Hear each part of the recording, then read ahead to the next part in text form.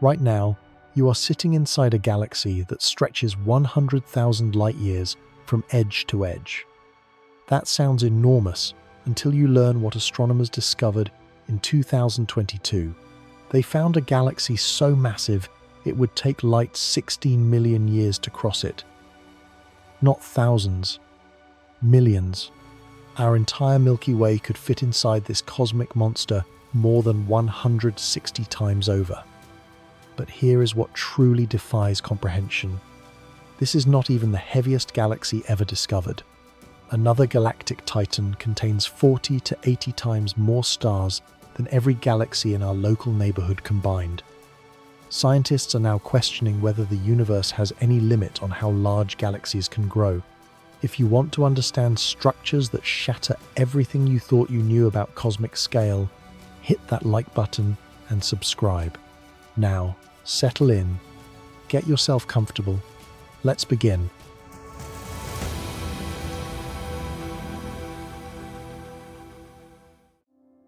Our galaxy feels infinite when you stand beneath a dark sky and contemplate its enormity. 400 billion stars burning across a spiral structure spanning 100,000 light-years from edge to edge. Light itself, the fastest thing in existence, traveling at 670 million miles per hour, requires an entire human lifetime, multiplied by 1,000, just to cross from one side of the Milky Way to the other. Every person you have ever known, every civilization that has risen and fallen, every creature that has crawled or swam or flown across our planet, has done so within this cosmic island we call home. The Milky Way represents the stage upon which every human drama has unfolded since the first organisms emerged from primordial seas. When ancient astronomers tilted their heads upward and traced patterns in the stars, they observed only the tiniest fraction of our galactic neighborhood. When Galileo first pointed his crude telescope toward the heavens, he began revealing a universe vastly larger than any philosopher had imagined. When modern observatories peer into the cosmic depths, they document structures that would have driven those early stargazers mad with incomprehension. Yet, in the grand catalogue of cosmic structures, our magnificent galaxy ranks as utterly ordinary. Medium-sized, average mass, unremarkable spiral architecture. The Milky Way represents nothing special among the 2 trillion galaxies populating our observable universe. Scientists classify it as a barred spiral, one of the most common galactic configurations. Its central supermassive black hole weighs a mere 4 million solar masses, modest by cosmic standards. Its stellar population falls squarely in the middle range of galactic census data. Then astronomers discovered Alcyoneus. Then they measured IC 1101. Everything we thought we understood about galactic scale shattered like glass striking concrete. These 2 cosmic titans represent fundamentally different approaches to being enormous. One stretches across distances so vast that our entire local group of galaxies could fit inside it multiple times over. The other contains so many stars that counting them would require numbers larger than the grains of sand on every beach on Earth, multiplied by millions. Together they reveal that the universe builds structures far beyond anything human intuition can process. Structures so large, they challenge the mathematical models physicists use to describe cosmic evolution. Structures that should not exist according to the equations we trust to explain reality. Let me paint the picture of what astronomers actually found when they turned their most sensitive instruments toward these distant monsters. Alcyoneus lies approximately 3 billion light-years from Earth, in the direction of the constellation Lynx. When light from this distant giant began its journey toward our telescopes, complex multicellular life had not yet evolved on our planet. Single-celled organisms dominated Earth's oceans. The atmosphere contained almost no oxygen. Dinosaurs would not appear for another 2.5 billion years. Mammals were not even a distant possibility. Human beings existed nowhere in the universe's imagination. That ancient light travelled across cosmic voids, through intergalactic space, past billions of other galaxies, for longer than Earth has harbored life capable of looking up at the night sky and wondering about its origins. What that ancient light revealed when it finally reached our radio telescopes defied every expectation astrophysicists held about galactic limits.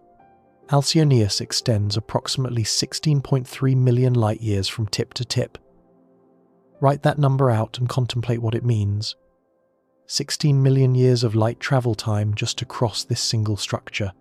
If you launched a spacecraft at light speed from one end of Alcyoneus and travelled continuously without stopping, your great-great-grandchildren would not live to see the halfway point. Your descendants across 600,000 generations would pass through birth, life and death before the journey concluded. Our Milky Way measures roughly 100,000 light-years across. Simple division reveals that Alcyoneus stretches more than 160 times wider than our entire galactic home. Every star we have ever observed, every planet we have ever discovered, every moon, asteroid, comet, and grain of cosmic dust within our galactic boundaries could fit inside Alcyoneus with room to spare for 159 more copies. But here lies the first twist in understanding these cosmic giants. Alcyoneus achieves its incredible size, not through having more stars than typical galaxies, but through structures that extend far beyond its stellar population. The central galaxy at the heart of Alcyoneus appears relatively normal, billions of stars orbiting a supermassive black hole, nothing extraordinary by cosmic standards. What makes Alcyoneus remarkable are the massive lobes of superheated plasma extending outward from its core like wings stretching across intergalactic space. These structures glow at radio wavelengths invisible to human eyes, requiring specialized instruments to detect their presence. The physics governing how these lobes formed and why they extended so impossibly far will be explored in detail later. IC 1101 represents the opposite approach to cosmic enormity. This galactic behemoth, located roughly 1 billion light-years from Earth, does not rely on extended plasma structures to claim size records. Instead, it packs more stellar mass into its boundaries than any other known galaxy in the observable universe.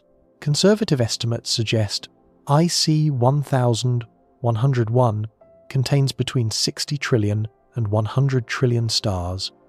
Our Milky Way's 400 billion stellar furnaces look like pocket change compared to this cosmic treasury of nuclear fire. These numbers demand context to register emotionally. Human brains did not evolve to comprehend quantities this large. We developed cognitive abilities suited for counting berries, tracking prey animals, and remembering the locations of water sources. Our intuitive mathematics tops out somewhere around quantities we can physically experience. Beyond that, numbers become abstractions that fail to trigger genuine understanding. Imagine counting stars at a rate of 1 per second, without stopping for sleep or food or any interruption whatsoever. Counting all 400 billion stars in the Milky Way would require approximately 12,700 years. When you started, humans had just begun developing agriculture. When you finished, you would have counted through the entire span of recorded human history, multiplied by itself. That task seems impossibly long. Now consider IC 1101. Counting the stars in this galaxy at the same rate of 1 per second would require between 1.9 million and 3.2 million years. You would begin counting before anatomically modern humans existed anywhere on Earth. You would count through the emergence of language, the development of tools, the migrations across continents, the rise and fall of every empire, the invention of writing, the Industrial Revolution, the space age, and whatever comes next across timescales that dwarf recorded history by factors of hundreds. You would still be counting. The difference between these galaxies is not measured in percentages, but in orders of magnitude that overwhelm human comprehension. IC 1101 contains roughly 150 to 250 times more stars than our galactic home. If stars were grains of sand, the Milky Way would fill a large room, while IC 1101 would fill a sports stadium. The discovery timeline of these giants reveals how recently we understood their true scale. Astronomers did not always know these monsters existed. For most of human history, we believed our galaxy encompassed the entire universe. The stars overhead seemed fixed and eternal, arranged by divine powers or natural principles that nobody questioned. Even as telescopes grew larger and more powerful, the true nature of distant fuzzy patches remained hidden. IC 1101 was first catalogued in 1895 when astronomer John Louis Émile Dreyer compiled his index catalogue of nebulae and star clusters. For decades, astronomers assumed it was a relatively nearby nebula within our own galaxy. The photographic plates of that era could not resolve individual stars at such tremendous distances. Scientists simply could not imagine objects so remote that light required 1 billion years to bridge the gap. Only when Edwin Hubble proved in the 1920s that spiral nebulae were actually distant galaxies did the true nature of IC 1101 begin emerging from observational fog. Hubble demonstrated that Andromeda and other spiral structures existed far beyond our galactic boundaries. This revelation expanded the known universe by factors that stunned the scientific community. Suddenly, the cosmos contained not just one island of stars, but countless billions of such islands spread across distances that defied comprehension. Modern measurements using the Hubble Space Telescope and ground-based observatories gradually revealed the staggering scale of this elliptical monster. Located at the center of the Abell 2029 galaxy cluster, IC 1101 dominates its cosmic neighborhood through sheer gravitational presence. Smaller galaxies orbit around it like moons around a planet. Some of those smaller galaxies would themselves rank as giants in less crowded cosmic regions. The central behemoth has accumulated mass for billions of years, growing larger with each galactic meal until it reached proportions that challenge theoretical predictions. Alcyoneus required entirely different detection methods. Visible light telescopes cannot see the plasma lobes that give this radio galaxy its record-breaking size. Those structures glow primarily in radio wavelengths, invisible to human eyes and optical instruments. The photons reaching us from Alcyoneus do not trigger the receptors in our retinas. They pass through our bodies without interaction, carrying information we could never perceive without technological assistance. The low-frequency array, commonly called LOFAR, finally revealed Alcyoneus in its full glory. This network of radio telescope stations spread across Europe combines signals from thousands of individual antennas to create a virtual telescope with extraordinary sensitivity to faint radio emissions. LOFAR can detect cosmic whispers that other instruments miss entirely. In 2022, astronomers led by Martijn Oe at Leiden Observatory in the Netherlands announced their discovery after carefully analysing LOFAR survey data. The team initially thought their measurements contained errors. A structure 16 million light-years across seemed impossible. Previous radio galaxies had reached perhaps 2 or 3 million light-years under the most favourable conditions. Nothing in theoretical models suggested structures could extend 5 times further than established limits. Multiple verification attempts confirmed the observation was real. The team checked their calibrations, reprocessed the data using different algorithms, and compared their results against independent measurements. Every analysis pointed to the same conclusion. Alcyoneus existed exactly as the data showed. The universe had constructed something larger than our models predicted should be possible.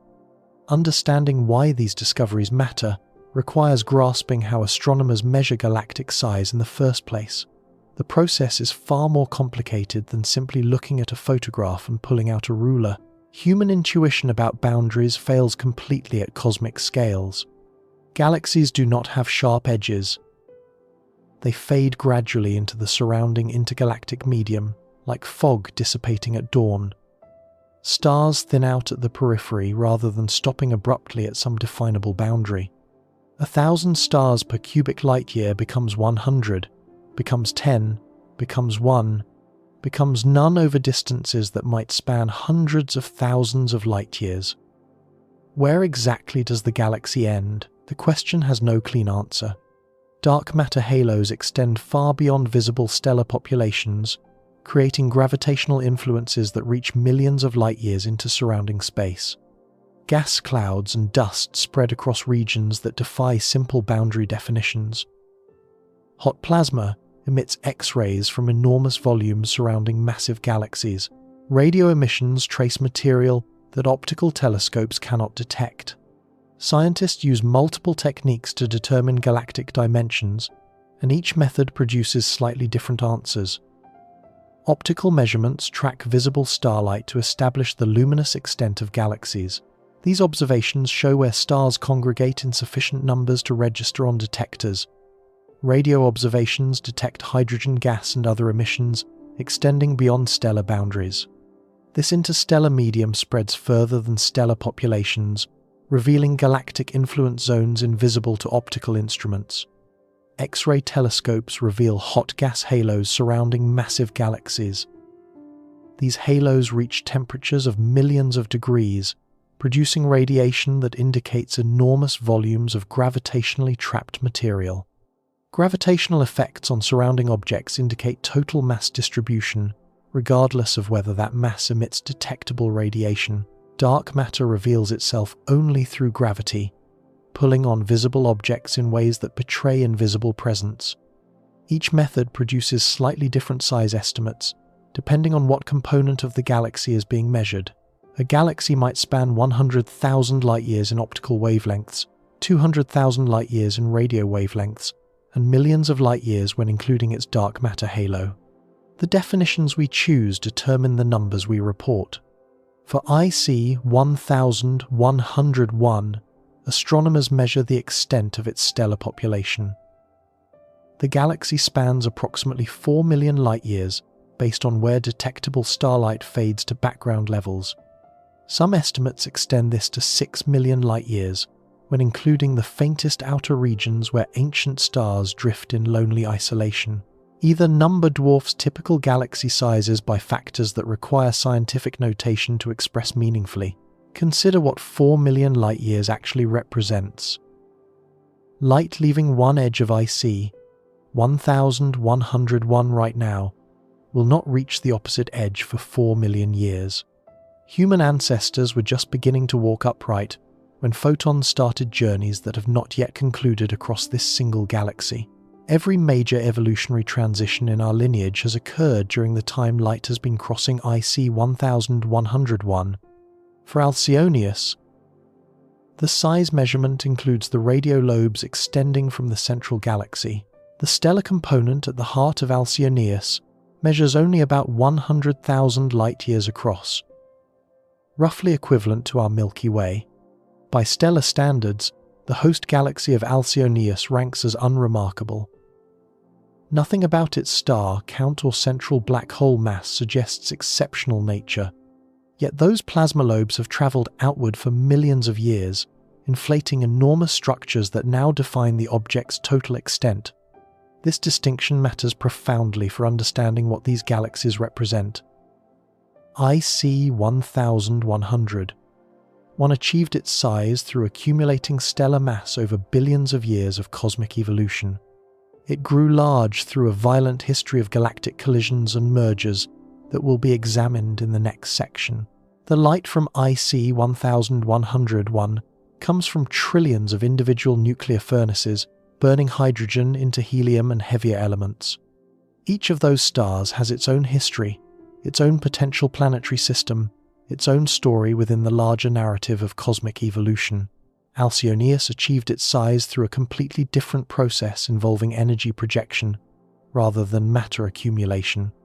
A supermassive black hole at its center powers relativistic jets that punch through the intergalactic medium, inflating the massive lobes that define the structure's extent. The physics governing this process, and why Alcyoneus exceeded all theoretical predictions, will be explored in detail in a later section. For now, understand that these two giants represent fundamentally different paths to cosmic enormity. Both galaxies challenge our understanding of cosmic limits in different ways. Both force astrophysicists to reconsider equations they thought were settled science, and both reveal that the universe builds on scales far beyond what our models predicted. Our local cosmic neighborhood looks impossibly tiny when viewed against these giants. The Milky Way and its neighbor Andromeda together contain roughly 1 trillion stars. These are the two largest galaxies within 3 million light-years of Earth. They dominate our local group gravitationally, pulling dozens of smaller satellite galaxies into orbital dances that will continue for billions of years. IC 1101 contains 40 to 80 times stellar furnaces than our entire local group combined. Every star we have ever observed with naked eyes, every star we have ever studied with telescopes, every star orbited by every planet we have ever detected represents less than 1% of the stellar population within this single, distant galaxy. If intelligent civilizations arise with similar probability around any suitable star, IC 1100, one might harbor hundreds of times more thinking species than exist within millions of light-years of Earth. Countless alien astronomers might be pointing their instruments toward us right now, wondering whether anyone lives in the unremarkable spiral galaxy in their distant sky. The gravitational reach of these giants extends across distances that dwarf typical galactic neighborhoods. IC 1101 dominates the Abell 2029 cluster, holding hundreds of galaxies in its gravitational grip like a cosmic emperor commanding subjects. Smaller galaxies orbit the central monster at distances measured in millions of light-years, their fates sealed by gravity wells they can never escape. The entire structure forms a cosmic city with IC 1101 as its massive downtown core. Satellite galaxies stream through space around it, some destined to fall inward and be consumed within the next few billion years.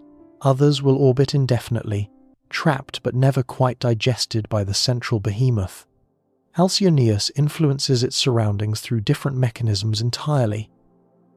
Those enormous plasma lobes do not just sit passively in intergalactic space, they heat the surrounding medium to millions of degrees, preventing gas from cooling and collapsing into new galaxies. They inject energy into the cosmic web at scales that affect structure formation across enormous volumes. The jets carve channels through intergalactic gas that might persist for billions of years after the jets themselves fade. Any small galaxies that might have formed within the influence zone of Alcyoneus never got the chance. The heating from those massive lobes disrupted the gravitational collapse that creates stellar systems. The radio galaxy has actively suppressed galaxy formation across a region exceeding 16 million light-years. Its influence extends beyond its own structure to shape cosmic evolution throughout its neighborhood. Standing on a planet within IC 1101 would provide views unlike anything possible from Earth. The night sky would blaze with millions of visible stars rather than the few thousand visible to naked eyes from our cosmic neighborhood. Stellar density would increase dramatically toward the galactic center, creating a luminous glow across the heavens far brighter than our own Milky Way displays. Neighboring galaxies would appear as bright smudges filling the darkness. Where Earth observers see perhaps a handful of galaxies without telescopic aid, observers within IC 1100 would see hundreds of satellite systems scattered across their sky. The sense of cosmic company would feel overwhelming compared to our relatively isolated position in the galactic outskirts. A planet within the radio lobes of Alcyoneus would experience entirely different phenomena. The magnetic fields threading the plasma structures would create auroras spanning entire hemispheres. Radiation levels might preclude the development of complex life or require evolutionary adaptations beyond anything terrestrial biology has produced. The view of the distant central galaxy, millions of light-years away, would appear as nothing more than a faint star despite containing billions of actual stellar furnaces. The plasma surrounding such a planet would glow faintly at wavelengths human eyes cannot detect, creating an invisible shell of energy permeating local space. These giants force us to confront the true variety of cosmic architecture. Galaxies are not uniform objects following simple rules. They range across scales that span 6 orders of magnitude. Tiny dwarf galaxies containing mere millions of stars orbit within the halos of behemoths like IC 1101, harboring 100 trillion stellar furnaces. They extend across spaces ranging from tens of thousands to tens of millions of light years, depending on how we count their components and which wavelengths we use for measurement. The universe contains room for structures that dwarf human imagination. Our Milky Way, home to everything humanity has ever known or achieved, ranks as thoroughly average in this cosmic census. The true giants of galactic evolution operate at scales we can describe mathematically, but cannot truly comprehend experientially. Our brains simply lack the architecture to intuitively grasp what 16 million light-years or 100 trillion stars actually mean. What created these monsters? How did they grow so large when typical galaxies stop at much smaller sizes? The answers reveal fundamental truths about how the universe assembles its largest structures. They also hint at limits that even these giants cannot exceed. The cosmos builds big, perhaps bigger than we ever imagined possible, but perhaps not infinitely big. Understanding where those limits lie requires diving deeper into each of these remarkable objects. IC 1100 achieved its mass through ancient violence spanning billions of years. Galactic cannibalism fed its relentless growth. Every star within its bloated form once belonged to a separate galaxy that lost its identity through cosmic collision. The next section reveals how this process unfolded and what it created.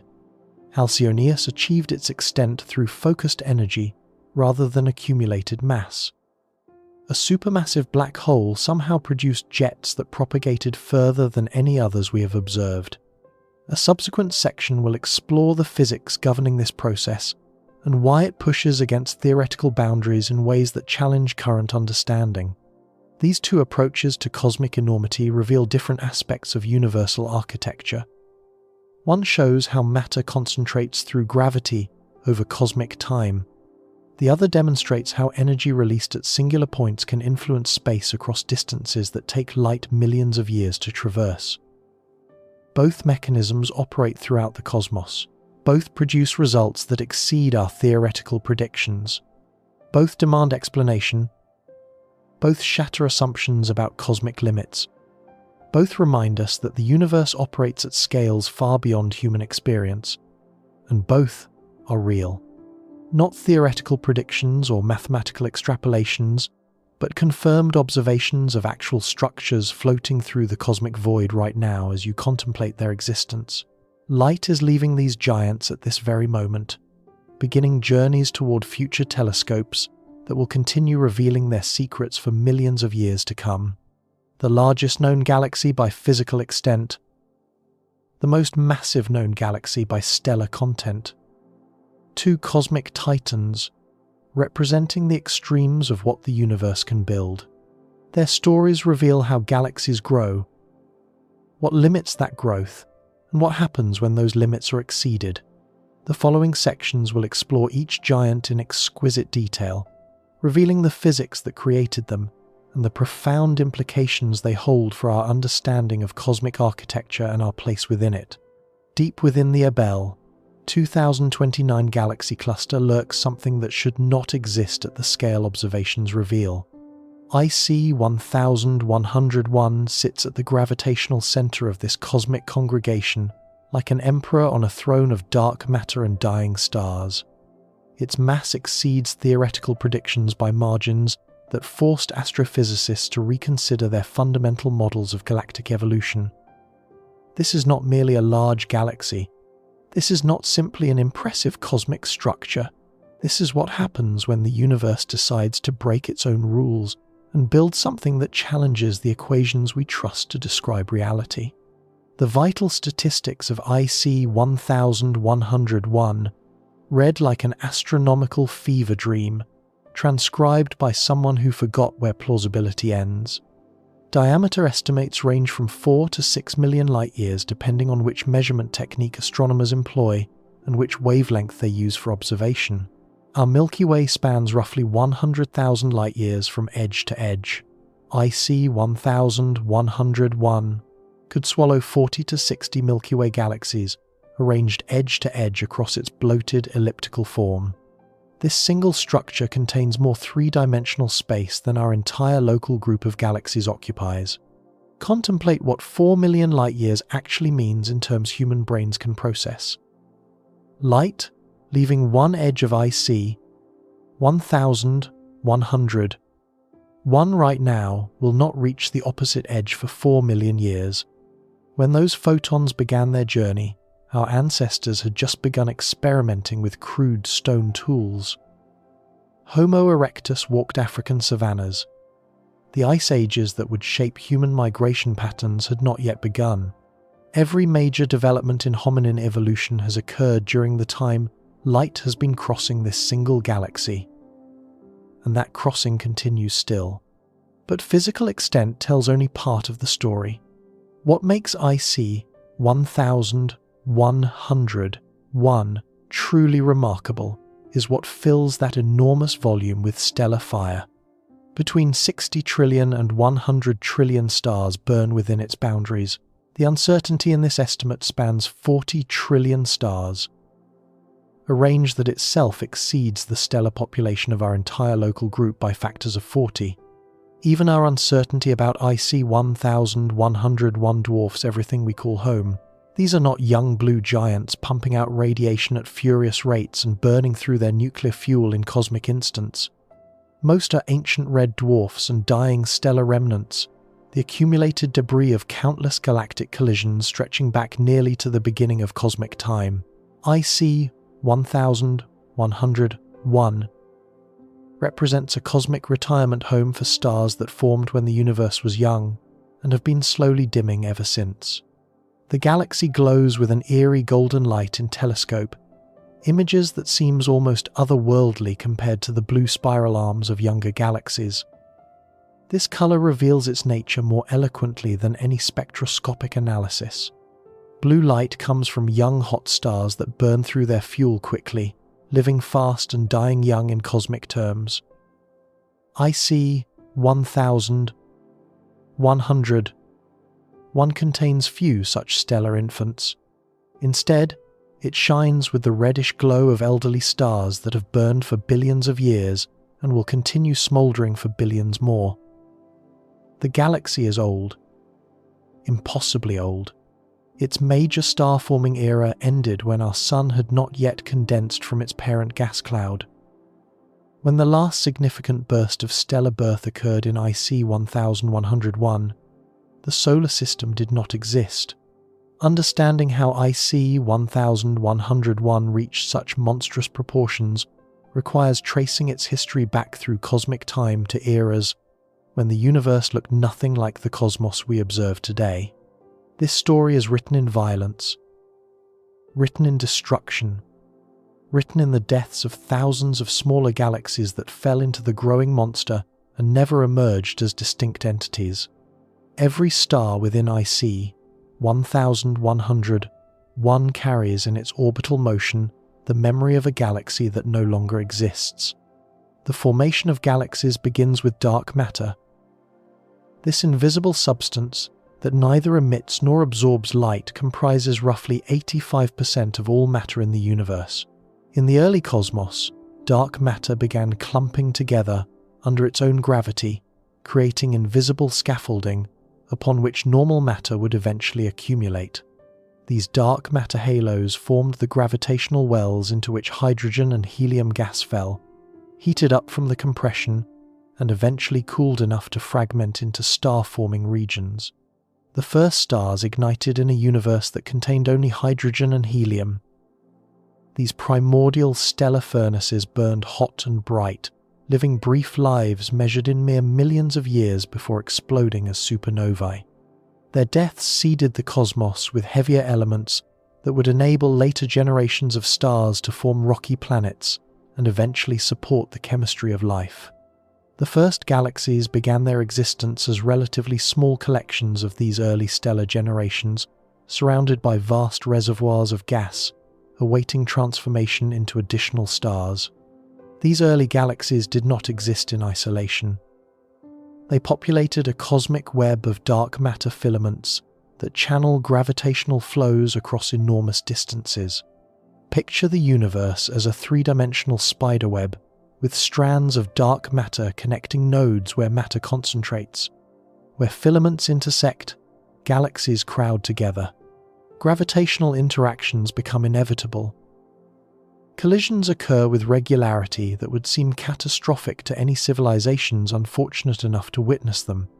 When galaxies collide, they do not crash like solid objects. The distances between individual stars are so vast that direct stellar collisions remain extraordinarily rare even during galactic mergers. If you shrank the Sun to the size of a grain of sand, the nearest star would be another grain of sand located 4 miles away. Even when two galaxies containing billions of such grains interpenetrate, the chances of any two actually touching remain infinitesimal. Instead of crashing, galaxies merge through gravitational interaction over timescales spanning hundreds of millions of years. Stars pass between each other like two swarms of bees combining into one enormous colony. But gravity is not so gentle. The gravitational forces from billions of passing stars scramble existing orbital patterns. Spiral arms unwind as the tidal forces disrupt their delicate structure. Gas clouds compress under shock waves from the collision and trigger bursts of new star formation that briefly illuminate the merging system with blue stellar fire. The result of a major galactic merger is typically an elliptical galaxy. The orderly rotation of spiral disks gives way to chaotic stellar orbits oriented in every conceivable direction. Stars no longer circle the galactic center in neat planes, but swarm around a central concentration like bees around a hive.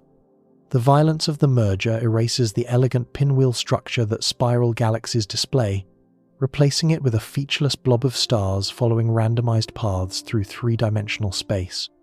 IC 1101 has endured more of these mergers than perhaps any other galaxy in the observable universe. It sits at the bottom of the deepest gravitational well in its cosmic neighborhood, occupying a position where the combined mass of the entire Abell 2029 cluster funnels material toward its center. For billions of years, smaller galaxies have fallen toward this location, like water draining into a cosmic sink. Each arrival adds to the total mass, making the gravitational attraction even stronger, drawing more victims into the endless feast that has continued since shortly after the universe began. Astronomers estimate that IC 1101 has consumed hundreds, possibly over 1,000 smaller galaxies over its lifetime. Picture the implications of that number.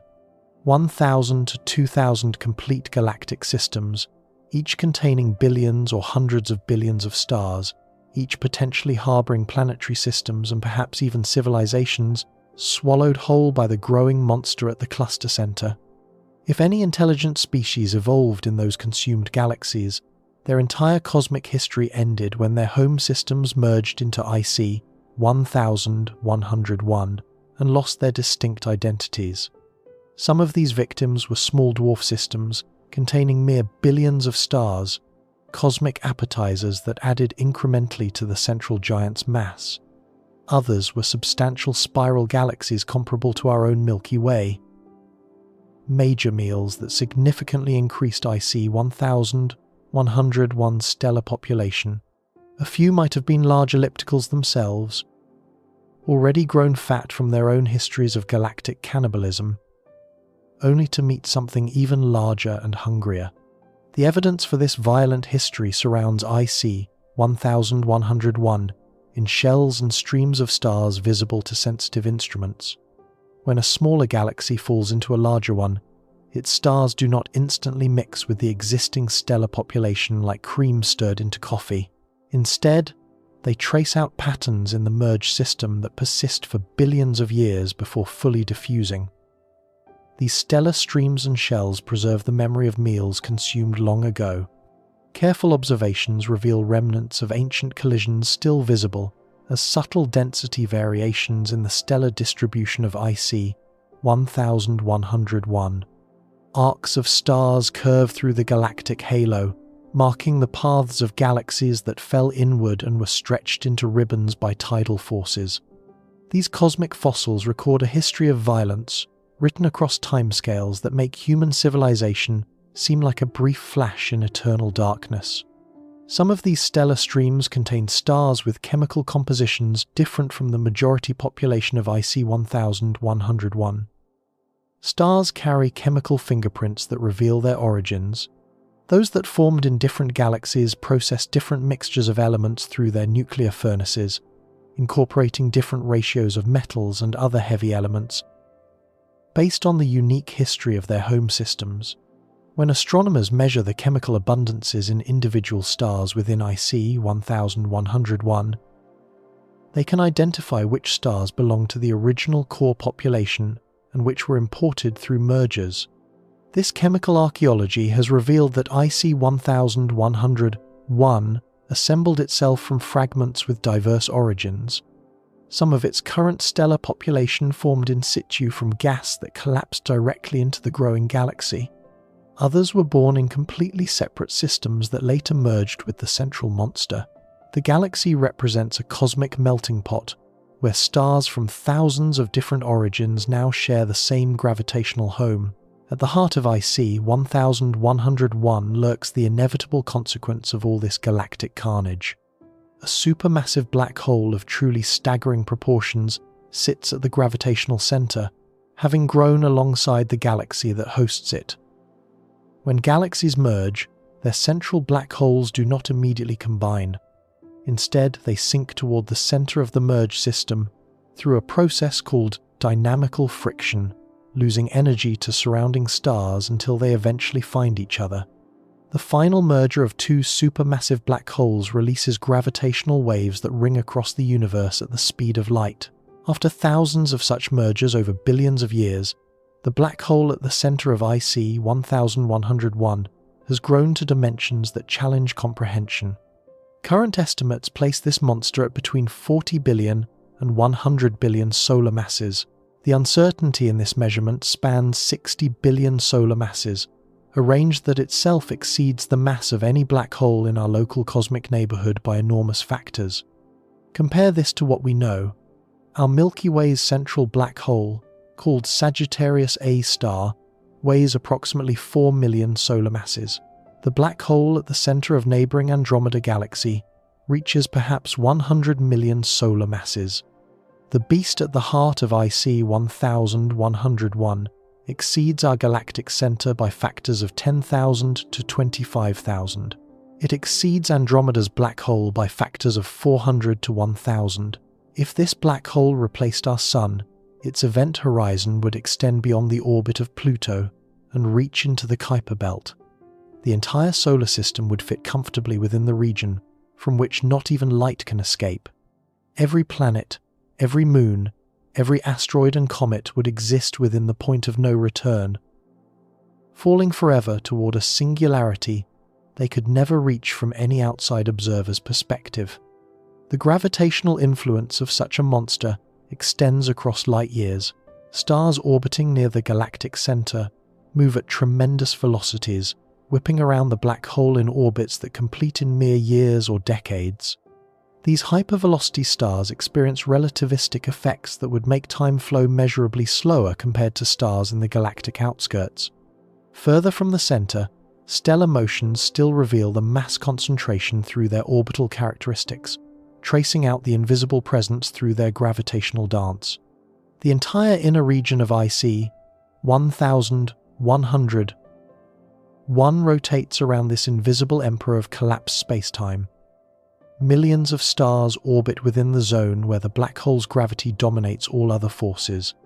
Their paths have been shaped by the central monster for billions of years, creating a gravitationally bound system centered on an object that represents the ultimate fate of matter in our universe. Yet despite its terrifying mass, this black hole currently sits in relative dormancy. Unlike active galactic nuclei that blaze with radiation as matter falls inward at prodigious rates, the central black hole of IC 1101 has exhausted most of the fuel within its immediate gravitational reach.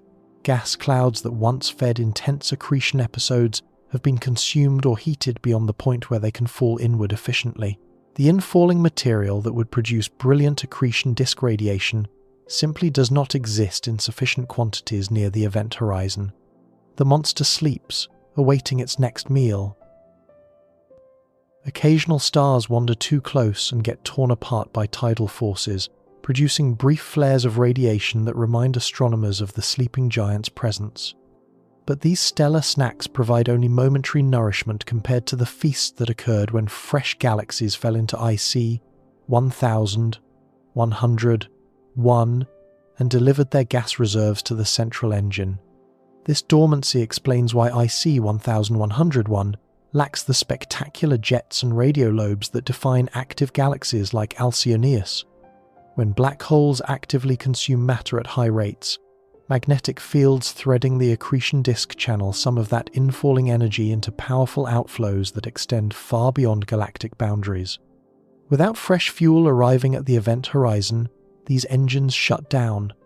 The black hole still exists at full mass, but it produces none of the spectacular phenomena associated with active galactic nuclei.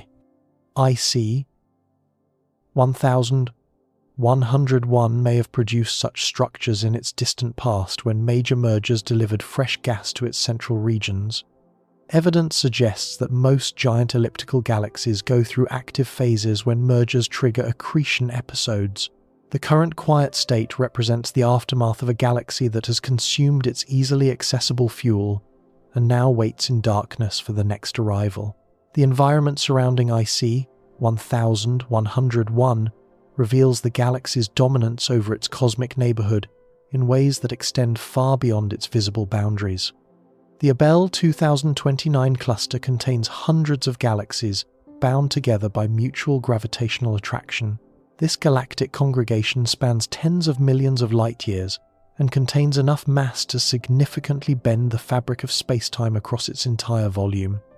IC 1101 sits at the cluster center like a spider at the heart of its web, the most massive single object in this galactic congregation.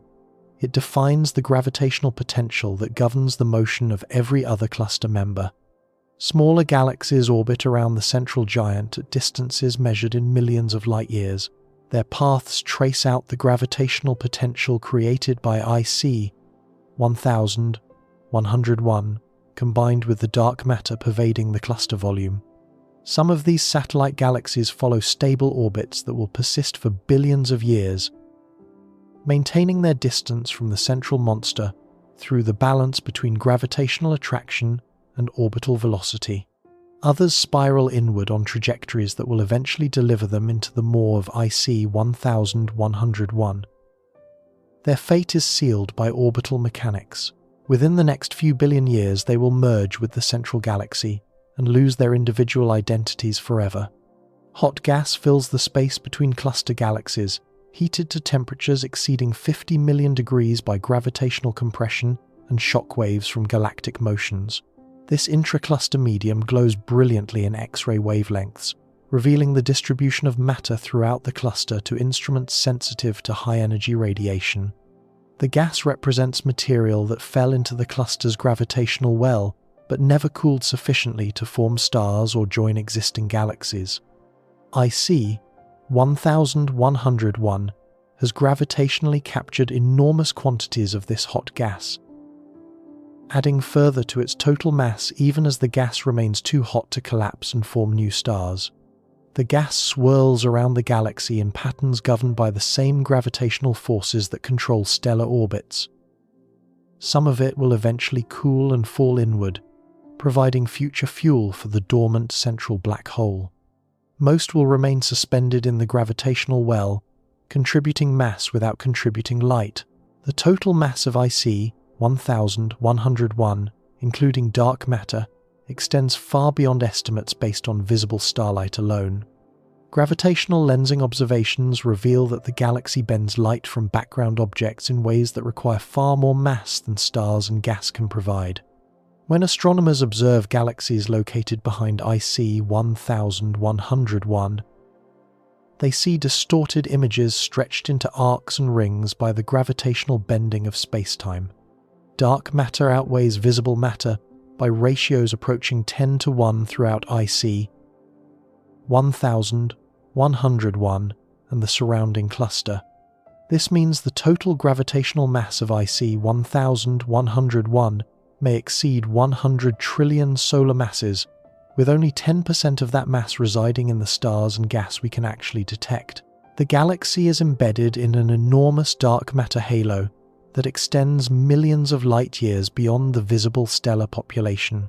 This mass concentration creates gravitational lensing effects detectable across enormous distances. Light from galaxies, billions of light years behind IC 1101, gets bent and distorted as it passes through the gravitational field. Multiple images of the same background galaxy can appear at different positions in the sky, each representing light that took a different path around the gravitational lens. These cosmic mirages allow astronomers to study both the foreground lens and the magnified background objects. The stellar population within IC 1101 presents mysteries that astronomers are still working to unravel. With perhaps 100 trillion stars, this galaxy should harbour proportionally enormous numbers of planets, moons, asteroids, comets, and other objects. If planetary systems form around even a small percentage of these stars, IC 1101 might contain tens of trillions of worlds orbiting within its gravitational boundaries. What would existence look like for intelligent beings fortunate or unfortunate enough to evolve on a planet within this galactic giant? The night sky would present a spectacle far beyond anything visible from Earth that would transform how any civilization understood its cosmic context. Where our skies show perhaps 3,000 stars to naked eyes under optimal conditions, observers within IC 1101 would witness vastly denser stellar fields. Looking toward the galactic core, the sky would blaze with millions of visible stars rather than the faint band of the Milky Way that terrestrial observers see. The galactic center would glow as a brilliant diffuse light source stretching across a significant fraction of the visible sky. Globular clusters would appear as fuzzy patches numbering in the hundreds of thousands, rather than the roughly 150 orbiting our Milky Way. These ancient stellar systems, each containing hundreds of thousands to millions of stars, would provide landmarks across the heavens. Some would be close enough that individual bright stars could be resolved with simple optical aids. Satellite galaxies would appear as significant objects in the night sky. Where Earth observers can barely see the large and small Magellanic Clouds from the southern hemisphere, observers within IC 1101 would see numerous companion galaxies as obvious smudges scattered across the darkness. The sense of cosmic company would feel overwhelming compared to our relatively isolated position. Yet despite these visual riches, any civilization within IC 1100 would face unique challenges that might make the evolution of complex life more difficult than in our cosmic neighborhood. The galaxy formed most of its stars billions of years ago, when the universe contained lower abundances of heavy elements. Elements heavier than hydrogen and helium are produced inside stars and scattered through space when those stars die. Early generations of stars processed relatively little of this heavy element enrichment. Stars born in this early epoch contain less iron, carbon, oxygen, silicon, and other elements crucial for rocky planet formation. The raw materials for building Earth-like worlds simply did not exist in the same abundances that later stellar generations enjoyed. Planets that did form might lack the chemical diversity that enabled complex chemistry and eventually life to arise on Earth. The radiation environment within IC 1101 also differs from conditions in our solar neighborhood. Stellar density increases dramatically toward the galactic center.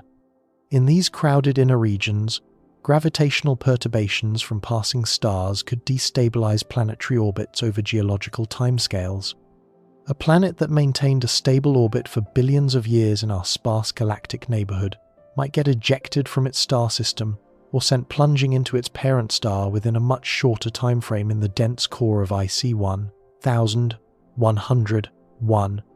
Nearby supernovae present another hazard. When massive stars die in these violent explosions, they bathe surrounding space with intense radiation that could sterilize planets within tens of light years. In the crowded core of IC 1101, stars are packed closely enough that supernova sterilization events might occur more frequently than life can recover. The outer regions of the galaxy offer more stability, but with lower stellar densities and presumably fewer potentially habitable worlds. Despite these challenges, the sheer number of stars in IC 1101 suggests that some planets somewhere within its boundaries might support life. Even if habitable worlds occur at rates 1,000 times lower than in our galaxy, IC 1101 would still contain billions of potentially life-bearing planets. The statistics of large numbers favor the existence of something interesting somewhere within those 100 trillion stellar systems. Time itself operates differently in IC 1101 in ways that general relativity precisely predicts. The enormous mass concentration at the galactic center creates gravitational time dilation. Clocks in strong gravitational fields run slower than clocks in weaker fields. Near the central black hole, time crawls compared to the rate experienced in the galactic outskirts. Civilizations existing at different galactic radii would experience time passing at different rates, though the differences would be detectable only with extremely precise measurements. A civilization near the galactic center would age more slowly than a civilization in the outer halo from the perspective of external observers. Messages sent between such civilizations would arrive with subtle frequency shifts caused by the different time rates at source and destination. The future evolution of IC 1101 will see continued growth as long as fresh material remains available. The Abell 2029 cluster continues, delivering smaller galaxies into the gravitational embrace of its central monster through the same dynamical processes that have operated for billions of years. Computer simulations suggest that IC 1101 will absorb most of its remaining satellite galaxies within the next 50 billion years, growing even more massive with each merger. Eventually, however, this growth must end. The cluster contains finite resources.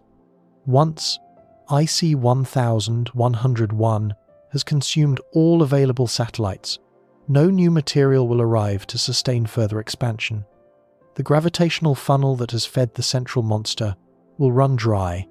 The last merger will occur, and IC 1101 will enter a long twilight of gradual evolution as its stars age and die without replacement. Over timescales measured in trillions of years, even IC 1101 will fade. Stars will burn through their nuclear fuel and expire as white dwarfs, neutron stars, or black holes depending on their initial masses. The galaxy will grow dimmer as fewer and fewer active stars remain. Red dwarfs that currently burn so slowly they will last for trillions of years will eventually exhaust their hydrogen and go dark.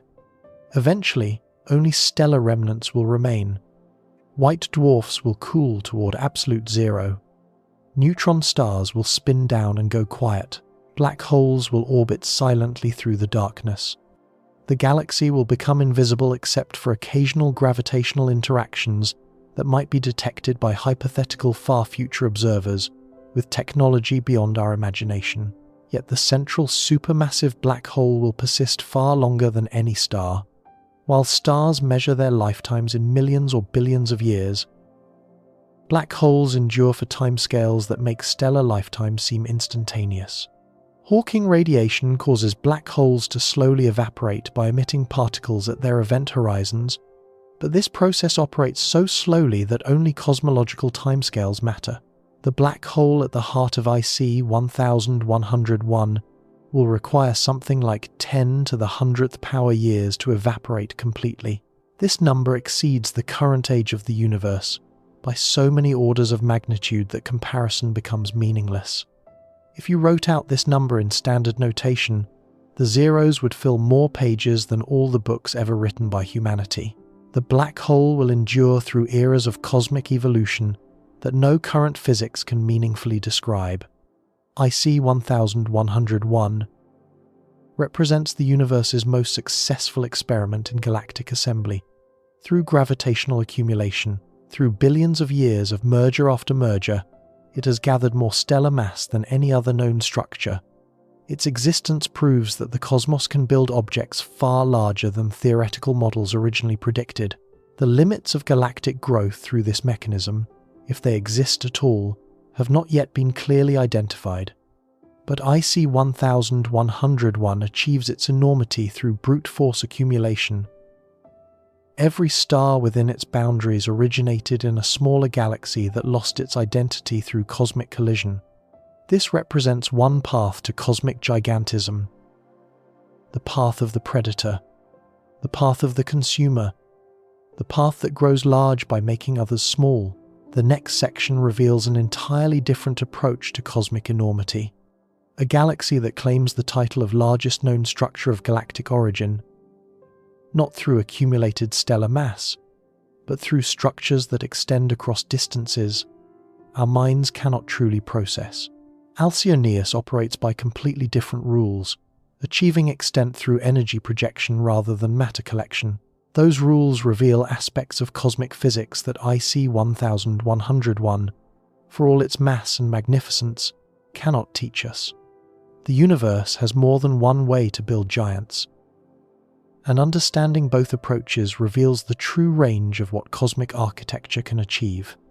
3 billion light-years from Earth, something stretches across 16 million light-years of space in a configuration that initially seemed too large to be real. When astronomers at Leiden Observatory first processed the data, revealing Alcyoneus, they assumed their instruments had malfunctioned. They ran the analysis again. Same result. They checked calibrations, verified pointing accuracy, and compared against known radio sources. Everything checked out. The data was correct. The universe had simply constructed something that their equations said should not exist. Structures this enormous violate the physics governing radio galaxy evolution. Theoretical models predicted maximum sizes, perhaps 1/5 as large. Jets from supermassive black holes should dissipate their energy long before inflating lobes spanning 16 million light-years. The intergalactic medium should slow and eventually stop the outward expansion. Yet careful verification confirmed the impossible. Alcyoneus exists exactly as the observations revealed. The universe had constructed a cosmic leviathan that exceeded theoretical predictions by factors of 5 or more. Either the theories needed revision, or the specific conditions around this particular galaxy created circumstances so exceptional that previously established limits simply did not apply. Understanding which answer is correct requires diving deep into the physics of radio galaxies and the mechanisms that power their spectacular structures. Alcyoneus belongs to a class of objects called giant radio galaxies. These cosmic giants differ fundamentally from stellar mass accumulators like IC 1001, 101. The path to enormity follows completely different physics. Where stellar mass giants grow large by gathering more and more stars into their gravitational embrace, radio galaxies achieve their extent through energy projection rather than matter collection. They build outward rather than inward. They create rather than consume.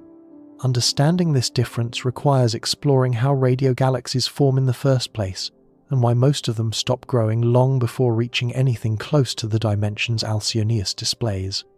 The physics involves some of the most extreme phenomena the universe produces, occurring in environments where space and time warp under conditions that would vaporize any material object.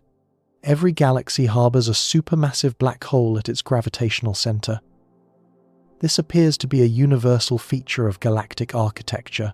Our Milky Way's central black hole, called Sagittarius A star, weighs roughly 4 million solar masses. This sounds enormous until you compare it to the black holes lurking at the centers of large elliptical galaxies, which can contain black holes exceeding 10 billion solar masses. The range spans more than 3 orders of magnitude among known examples. These gravitational monsters usually sit dormant. Years or centuries pass without significant activity. The black holes consume only occasional stellar debris that wanders too close, producing brief flares when unlucky stars get torn apart by tidal forces. But this quiet existence represents only one phase in the life cycle of supermassive black holes. When sufficient fuel becomes available, these sleeping giants awaken with consequences visible across billions of light years. The awakening requires fuel. Gas must fall toward the black hole in sufficient quantities to activate the cosmic engine. This gas might come from a galactic merger that disrupts the orbits of material in the central region. It might flow inward along gravitational channels from the intergalactic medium. It might result from the disruption of multiple stars whose debris accumulates near the event horizon. Whatever the source, the arrival of fresh fuel transforms a quiet galactic nucleus into one of the most energetic phenomena in the known universe. Gas falling toward a supermassive black hole does not plunge directly into the event horizon, like water going down a drain. Conservation of angular momentum prevents this direct infall. The infalling material carries rotational motion that must be shed before the gas can cross the point of no return.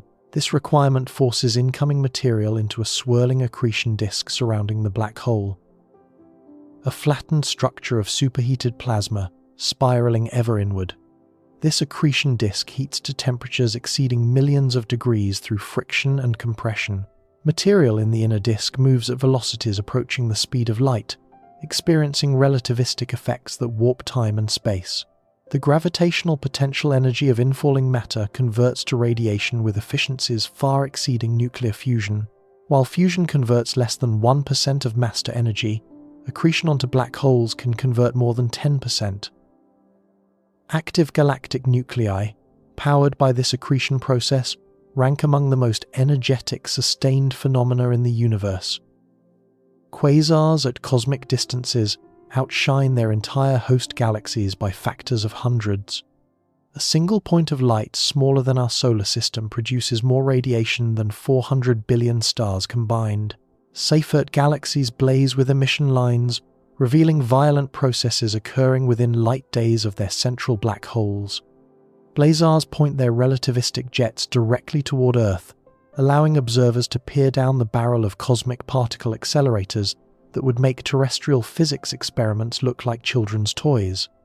Radio galaxies represent a specific manifestation of this active galactic nucleus phenomenon. When conditions align properly, material falling into the accretion disk does not simply radiate its energy in all directions equally. Instead, powerful magnetic fields thread the inner accretion disk and funnel a fraction of that infalling energy into collimated jets that blast outward perpendicular to the disk plane. These jets achieve velocities approaching the speed of light. The physics governing their formation remains an active area of research, but the basic mechanism involves magnetic field lines anchored in the rotating accretion disk. As the disk spins, it drags the magnetic field lines around with it.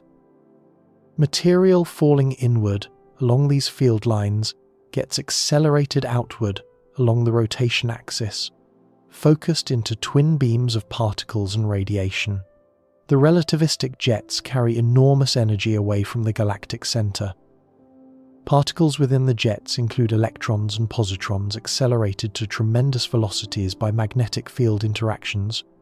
These particles possess energies that would require particle accelerators spanning solar systems to reproduce on Earth. They represent the most energetic particles the universe regularly produces, and they stream outward from the galactic nucleus in focused beams millions of light years long. As these particles race outward, they spiral around magnetic field lines embedded in the jet structure. This spiraling motion causes them to emit synchrotron radiation, light produced by the acceleration of charged particles in magnetic fields. Synchrotron radiation spans the entire electromagnetic spectrum from radio waves through visible light to X-rays and beyond. but the radiation shows particular strength at radio wavelengths, giving radio galaxies their name. The jets do not extend indefinitely through the cosmos. As they propagate outward from the galactic nucleus, they encounter resistance from the intergalactic medium. This material filling the space between galaxies may be extremely thin by terrestrial standards, perhaps only a few atoms per cubic meter, compared to the roughly 10 to the 19th power atoms per cubic centimeter in Earth's atmosphere. But across distances of millions of light years, even this sparse material adds up to significant resistance. The jets slow down as they push through this intergalactic gas. They spread out as their momentum dissipates. Eventually they terminate in vast lobes, where their remaining kinetic energy gets deposited into the surrounding medium. These radio lobes represent the accumulated energy of millions of years of jet activity, stored in enormous volumes of magnetized plasma. The radio lobes create the structures that make giant radio galaxies so visually spectacular in radio telescope images. Hot plasma fills volumes of space that dwarf the galaxies at their centers. The lobes glow at radio wavelengths for tens of millions of years after the jets that inflated them have shut down. This persistence occurs because the plasma cools slowly in the sparse intergalactic environment. With nothing to efficiently radiate their energy away, the lobes maintain their structures across timescales that would see multiple ice ages come and go on Earth. The lobes can extend far beyond the visible boundaries of the host galaxy. A spiral galaxy measuring 100,000 light-years across might produce radio lobes extending 500,000 light-years on each side. The total radio structure spans more than 10 times the stellar extent. This creates configurations where the visible galaxy appears as a tiny bright point at the center of enormous radio wings stretching across space. Most radio galaxies produce lobes extending hundreds of thousands of light-years from their host galaxies. This represents an impressive achievement by any measure. Structures larger than any single galaxy, powered by processes occurring within a region smaller than our solar system, persisting for timescales longer than complex life has existed on Earth. But these typical radio galaxies only hint at what extreme conditions can produce. The largest previously known radio galaxies reached perhaps 2 to 3 million light-years from tip to tip. These exceptional objects represented the far end of the size distribution, rare configurations where favorable conditions allowed extended jet propagation. Theoretical models suggested this scale represented something close to a natural limit. Beyond certain distances, the jets should lose too much energy to intergalactic drag. The lobes should stabilize at maximum extent, or even begin contracting as their energy supply from the central engine diminishes or cuts off entirely. Alcyoneus ignored these theoretical predictions with what almost seems like cosmic contempt. The radio lobes of Alcyoneus extend approximately 8 million light-years on each side of the central galaxy. 8 million light-years of magnetized plasma, energetic particles, and embedded magnetic fields stretching outward from the galactic nucleus into the intergalactic void. Combined with the host galaxy itself, this creates a total structure spanning 16.3 million light-years from the tip of one lobe to the tip of the other. This distance exceeds previous record holders by factors of 5 or more. Where astronomers expected perhaps 3 million light-years as a theoretical maximum, Alcyoneus achieved more than 16 million. The margin by which this object exceeds predictions raises profound questions about whether those predictions understood the relevant physics correctly. Light leaving one end of Alcyoneus would require 16 million years to reach the opposite end. When those photons began their journey across the radio structure, human ancestors had not yet diverged from the lineages leading to other great apes. By the time that light completed its crossing, every major milestone in human evolution would have occurred. Tool use, fire, language, agriculture, civilization, space exploration. All of human history fits comfortably within the time light needs to traverse this single cosmic structure. The central galaxy powering this immense structure appears surprisingly ordinary when observed at optical wavelengths. Located approximately 3 billion light-years from Earth in the direction of the constellation Lynx, the host galaxy contains a supermassive black hole, estimated at roughly 400 million solar masses. This mass is certainly large by any human standard, exceeding our Sun by factors that require scientific notation. But it ranks as entirely unremarkable among galactic black holes. Many galaxies harbour black holes 10 times more massive. Some contain black holes approaching 100 times the mass of the Alcyoneus central engine. If black hole mass directly determined jet extent and radio lobe size, those more massive black holes should produce even larger radio structures. More fuel should mean more power. More power should mean larger lobes. Yet none of those more massive black holes have produced anything approaching the scale of Alcyoneus.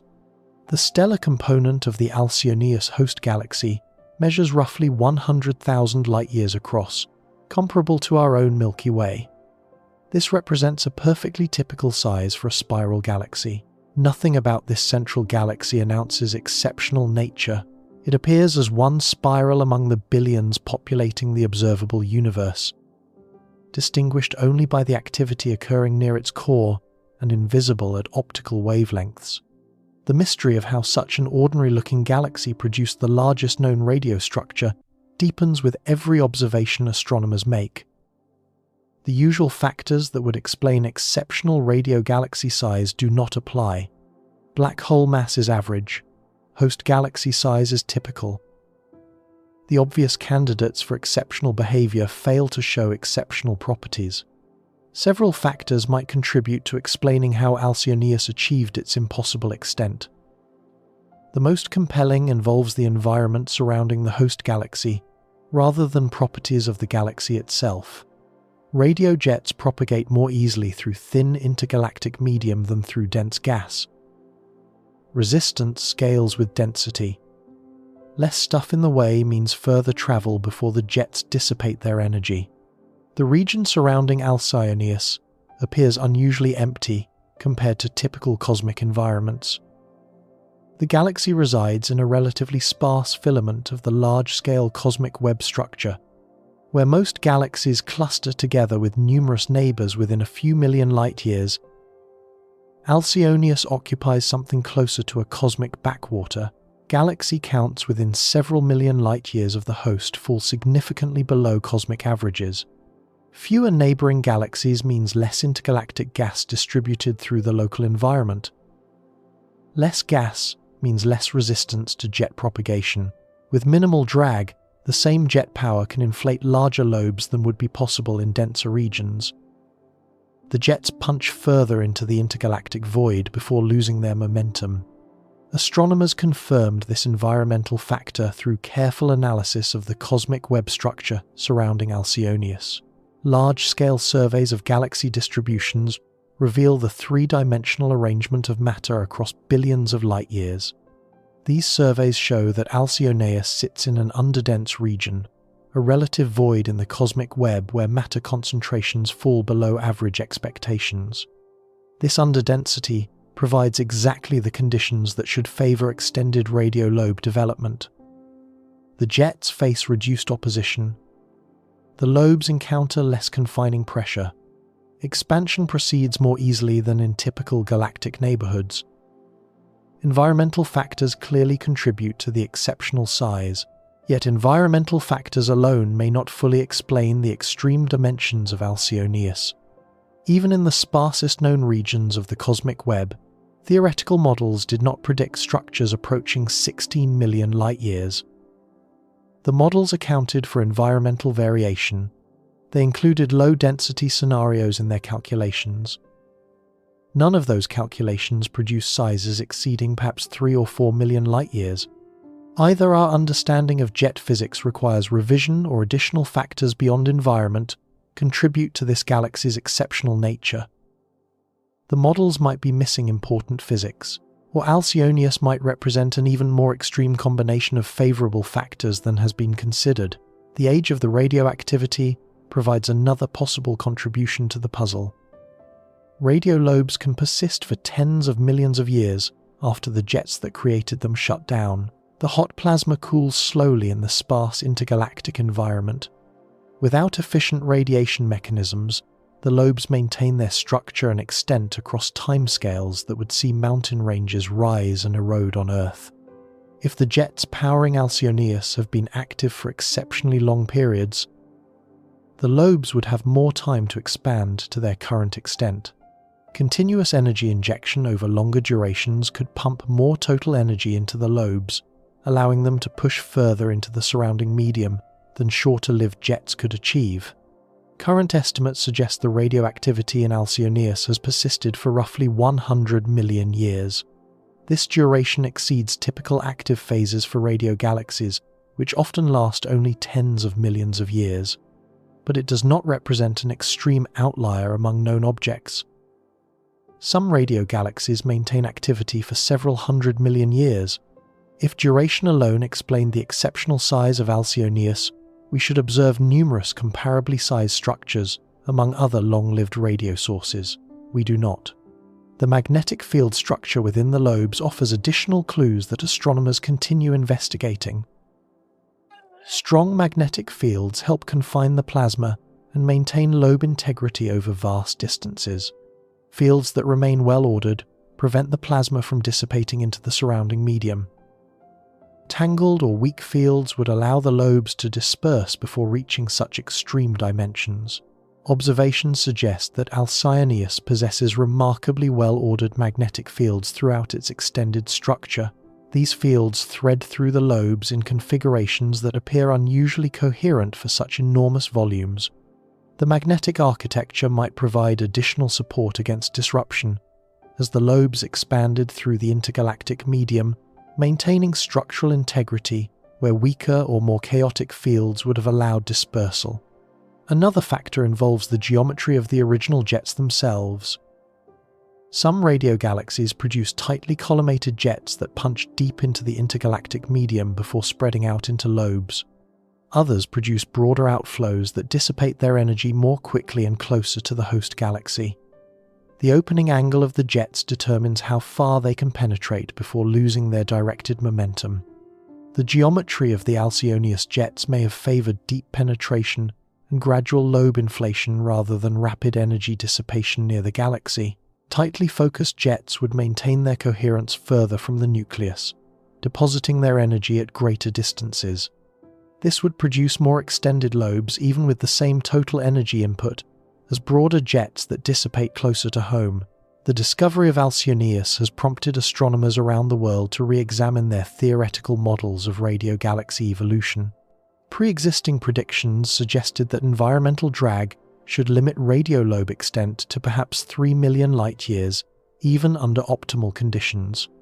Those predictions were based on our best understanding of jet physics, intergalactic medium properties, and energy dissipation mechanisms.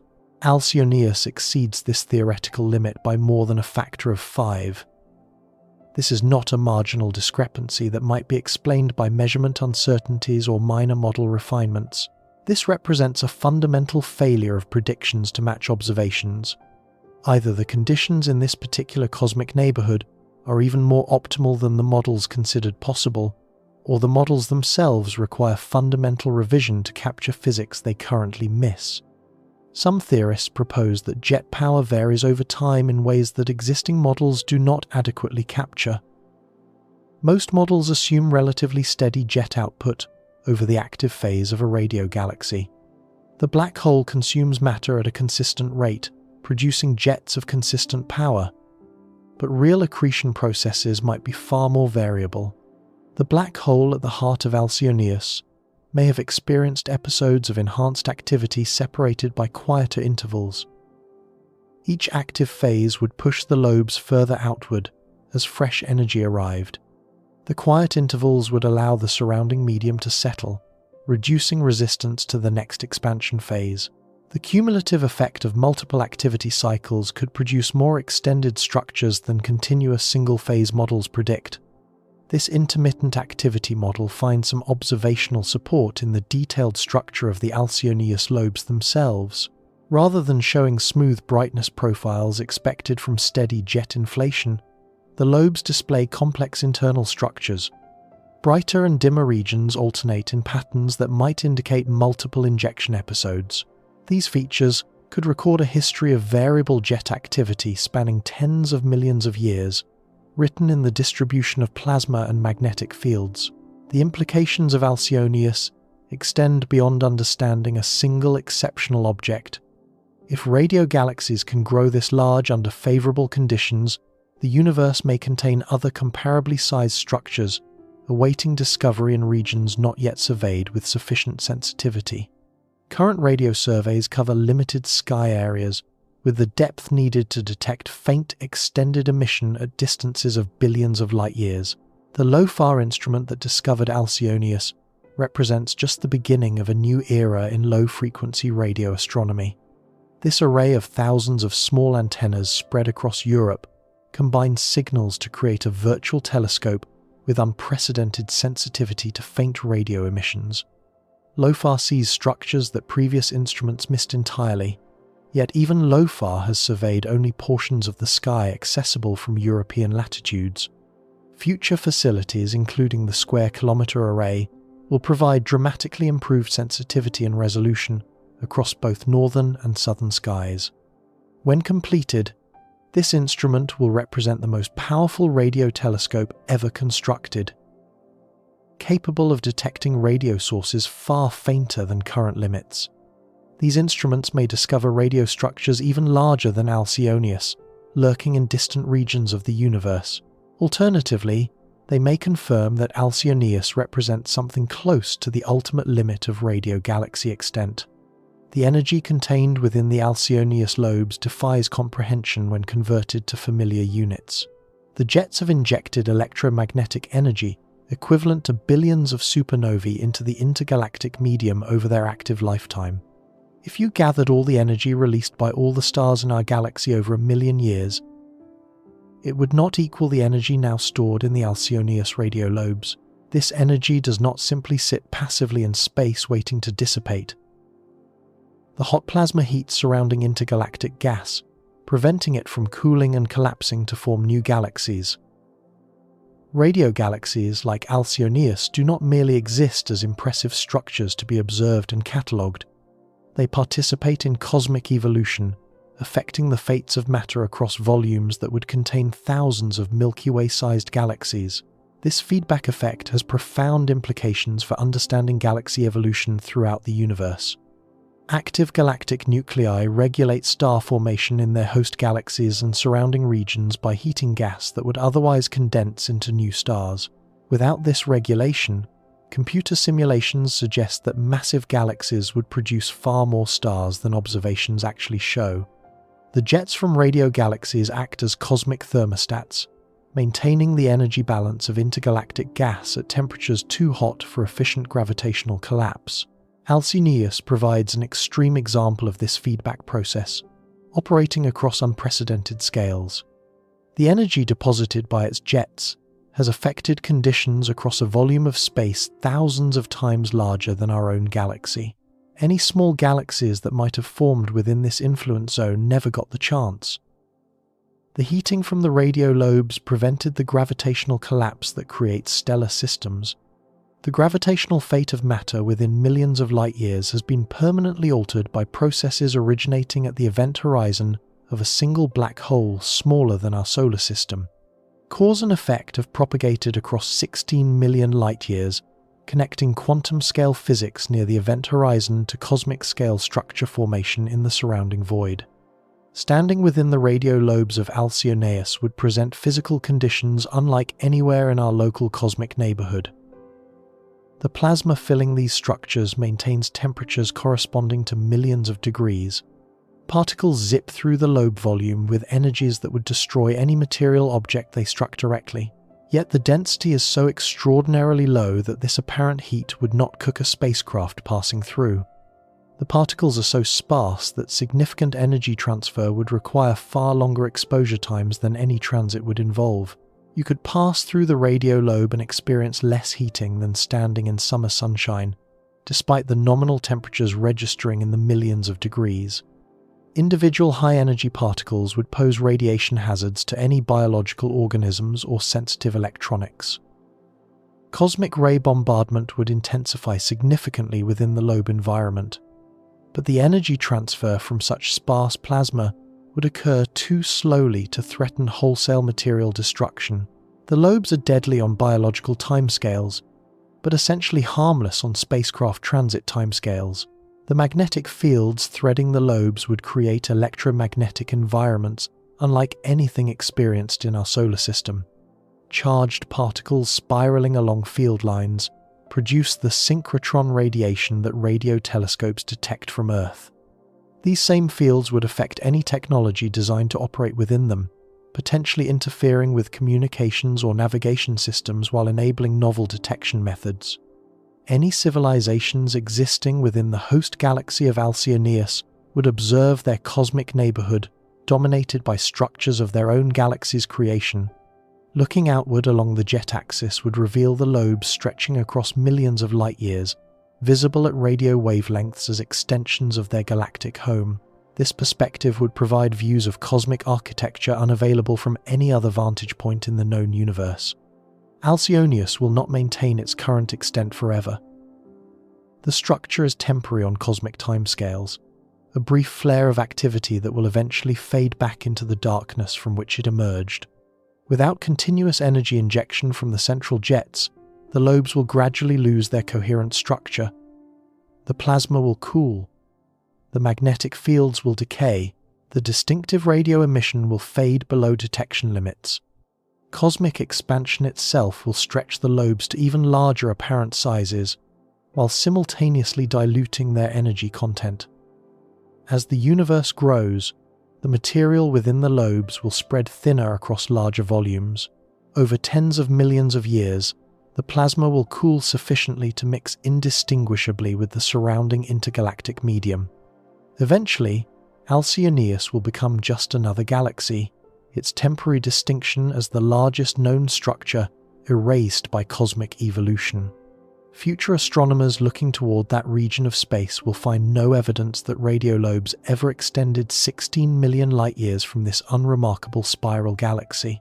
The record will pass to some other structure, perhaps one that exists today but awaits discovery by instruments not yet built.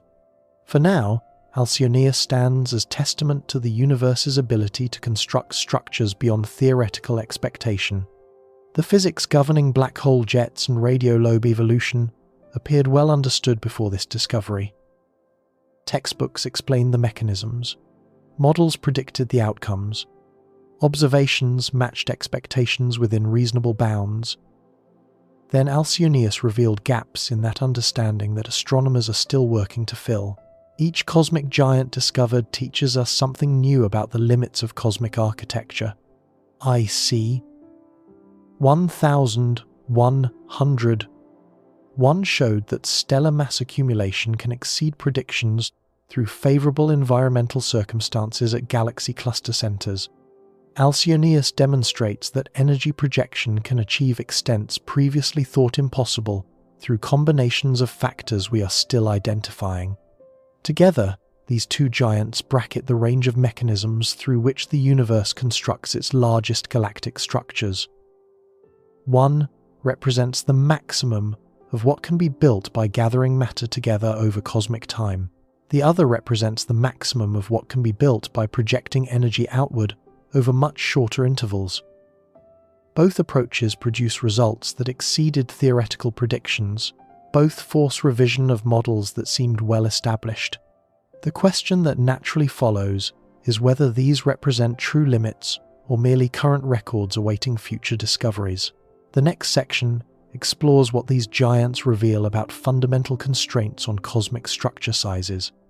The answers illuminate not just the largest things in the universe, but the physical laws that govern everything we observe across all scales of existence. Every structure in the universe faces limits, imposed by the physics governing its existence. Stars cannot exceed approximately 150 solar masses before radiation pressure from their own nuclear furnaces tears them apart from the inside. Planets cannot grow indefinitely without accumulating enough hydrogen to ignite fusion and become stars themselves. Neutron stars cannot exceed roughly 3 solar masses before collapsing into black holes. Even the observable universe has boundaries imposed by the finite speed of light and the age of cosmic time. Do galaxies face similar fundamental constraints on their growth? Can they expand without bound, given sufficient time and resources? Or does some cosmic ceiling exist beyond which no galactic structure can grow regardless of available material and favorable conditions? IC 1101 and Alcyoneus push against different boundaries in galactic evolution. One tests limits on stellar mass accumulation through gravitational assembly over billions of years. The other challenges our understanding of how far relativistic jets can propagate energy through the intergalactic medium. Together, they reveal that the universe builds larger than theoretical models predicted, while still operating within physical laws we can identify and study. The question haunting astronomers is whether these giants approach fundamental limits or merely represent what the universe has managed to build so far within the time available. Theoretical astrophysics identifies several mechanisms that should constrain galactic growth. These constraints operate through different physical processes, depending on which component of the galaxy we examine. Understanding them requires tracing how galaxies acquire mass, how that mass distributes through space, and what forces ultimately balance against continued expansion. The physics spans scales from individual atoms to structures spanning millions of light years. Stellar mass limits derive primarily from the availability of raw material and the efficiency of star formation processes. Galaxies grow through 2 main mechanisms. They accumulate gas from their surroundings that collapses into new stars, and they merge with other galaxies that have already converted their gas into stellar populations. Both processes face natural restrictions that should prevent unlimited mass growth regardless of how much cosmic time passes. Gas supplies in the universe are fundamentally finite. The Big Bang produced the hydrogen and helium that eventually formed every structure we observe. This primordial gas represented the total budget of normal matter available for cosmic construction. No new hydrogen or helium has been created since those first few minutes of cosmic existence. Everything built since then has drawn from that initial reservoir. This primordial gas has been cycling through stars and galaxies for nearly 14 billion years. Each generation of stellar birth and death processes some fraction of available material. Stars convert hydrogen to helium in their cores. Massive stars forge heavier elements through nuclear fusion and scatter them through space when they explode. Some material gets locked permanently in stellar remnants. White dwarfs, neutron stars, and black holes represent matter that has exited the cosmic recycling program. Each generation of star formation removes some fraction of available gas from future use. The universe's gas reservoir depletes continuously, even as remaining material cycles between stars and interstellar space. Eventually, this depletion must limit how much stellar mass any galaxy can accumulate regardless of other factors. Massive galaxies face particular challenges in acquiring fresh gas beyond simple depletion. Their deep gravitational potentials create problems that smaller galaxies do not encounter. When gas falls toward a massive galaxy, gravitational compression heats that material to temperatures exceeding millions of degrees. This process, called virial shock heating, creates enormous halos of hot gas surrounding large galaxies. This hot gas technically belongs to the galaxy. It orbits within the gravitational potential. It contributes to total mass estimates, but it contributes nothing to stellar mass. Because it cannot collapse to form new stars, gas must cool before gravity can compress it into star-forming regions. For gas heated to millions of degrees by virial shocks, cooling times can exceed the current age of the universe. The most massive galaxies thus sit surrounded by vast reservoirs of gas they cannot use.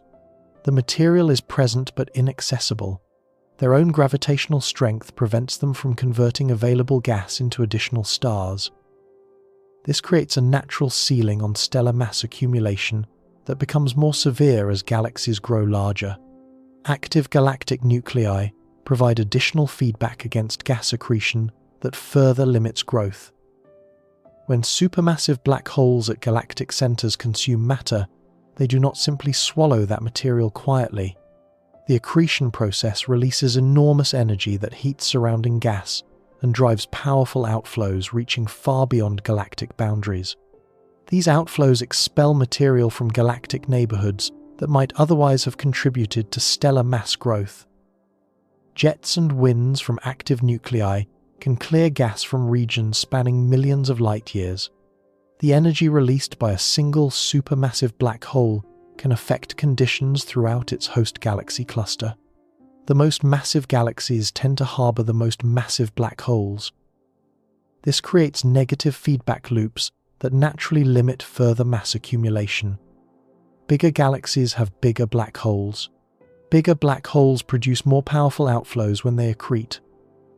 More powerful outflows clear more gas from surrounding space. Less available gas means slower growth. The system self-regulates toward maximum sizes determined by the balance between accretion and feedback. Merger rates also constrain stellar mass growth through purely gravitational considerations. But the universe expands continuously, carrying distant galaxies beyond the range where gravity can overcome cosmic expansion. The pool of potential merger partners shrinks over cosmic time. The rate at which suitable merger partners approach any given galaxy depends on local conditions. Galaxies in dense regions of the cosmic web encounter more neighbors than galaxies in sparse environments. Galaxy clusters provide ongoing streams of merger victims for billions of years. Isolated galaxies in cosmic voids may exhaust their merger supplies relatively quickly. IC 1101 appears to have circumvented some of these limitations through its privileged position at the gravitational center of a massive galaxy cluster. The Abell 2029 cluster concentrates matter in a deep gravitational potential that continuously channels smaller galaxies toward the central monster. Cosmic web filaments feed material into the cluster from surrounding regions. The funnel keeps delivering victims long after isolated galaxies would have consumed all available partners. This unusual environment has sustained IC 1101's growth for billions of years longer than typical cosmic locations would permit. The galaxy has enjoyed favorable feeding conditions since early cosmic epochs.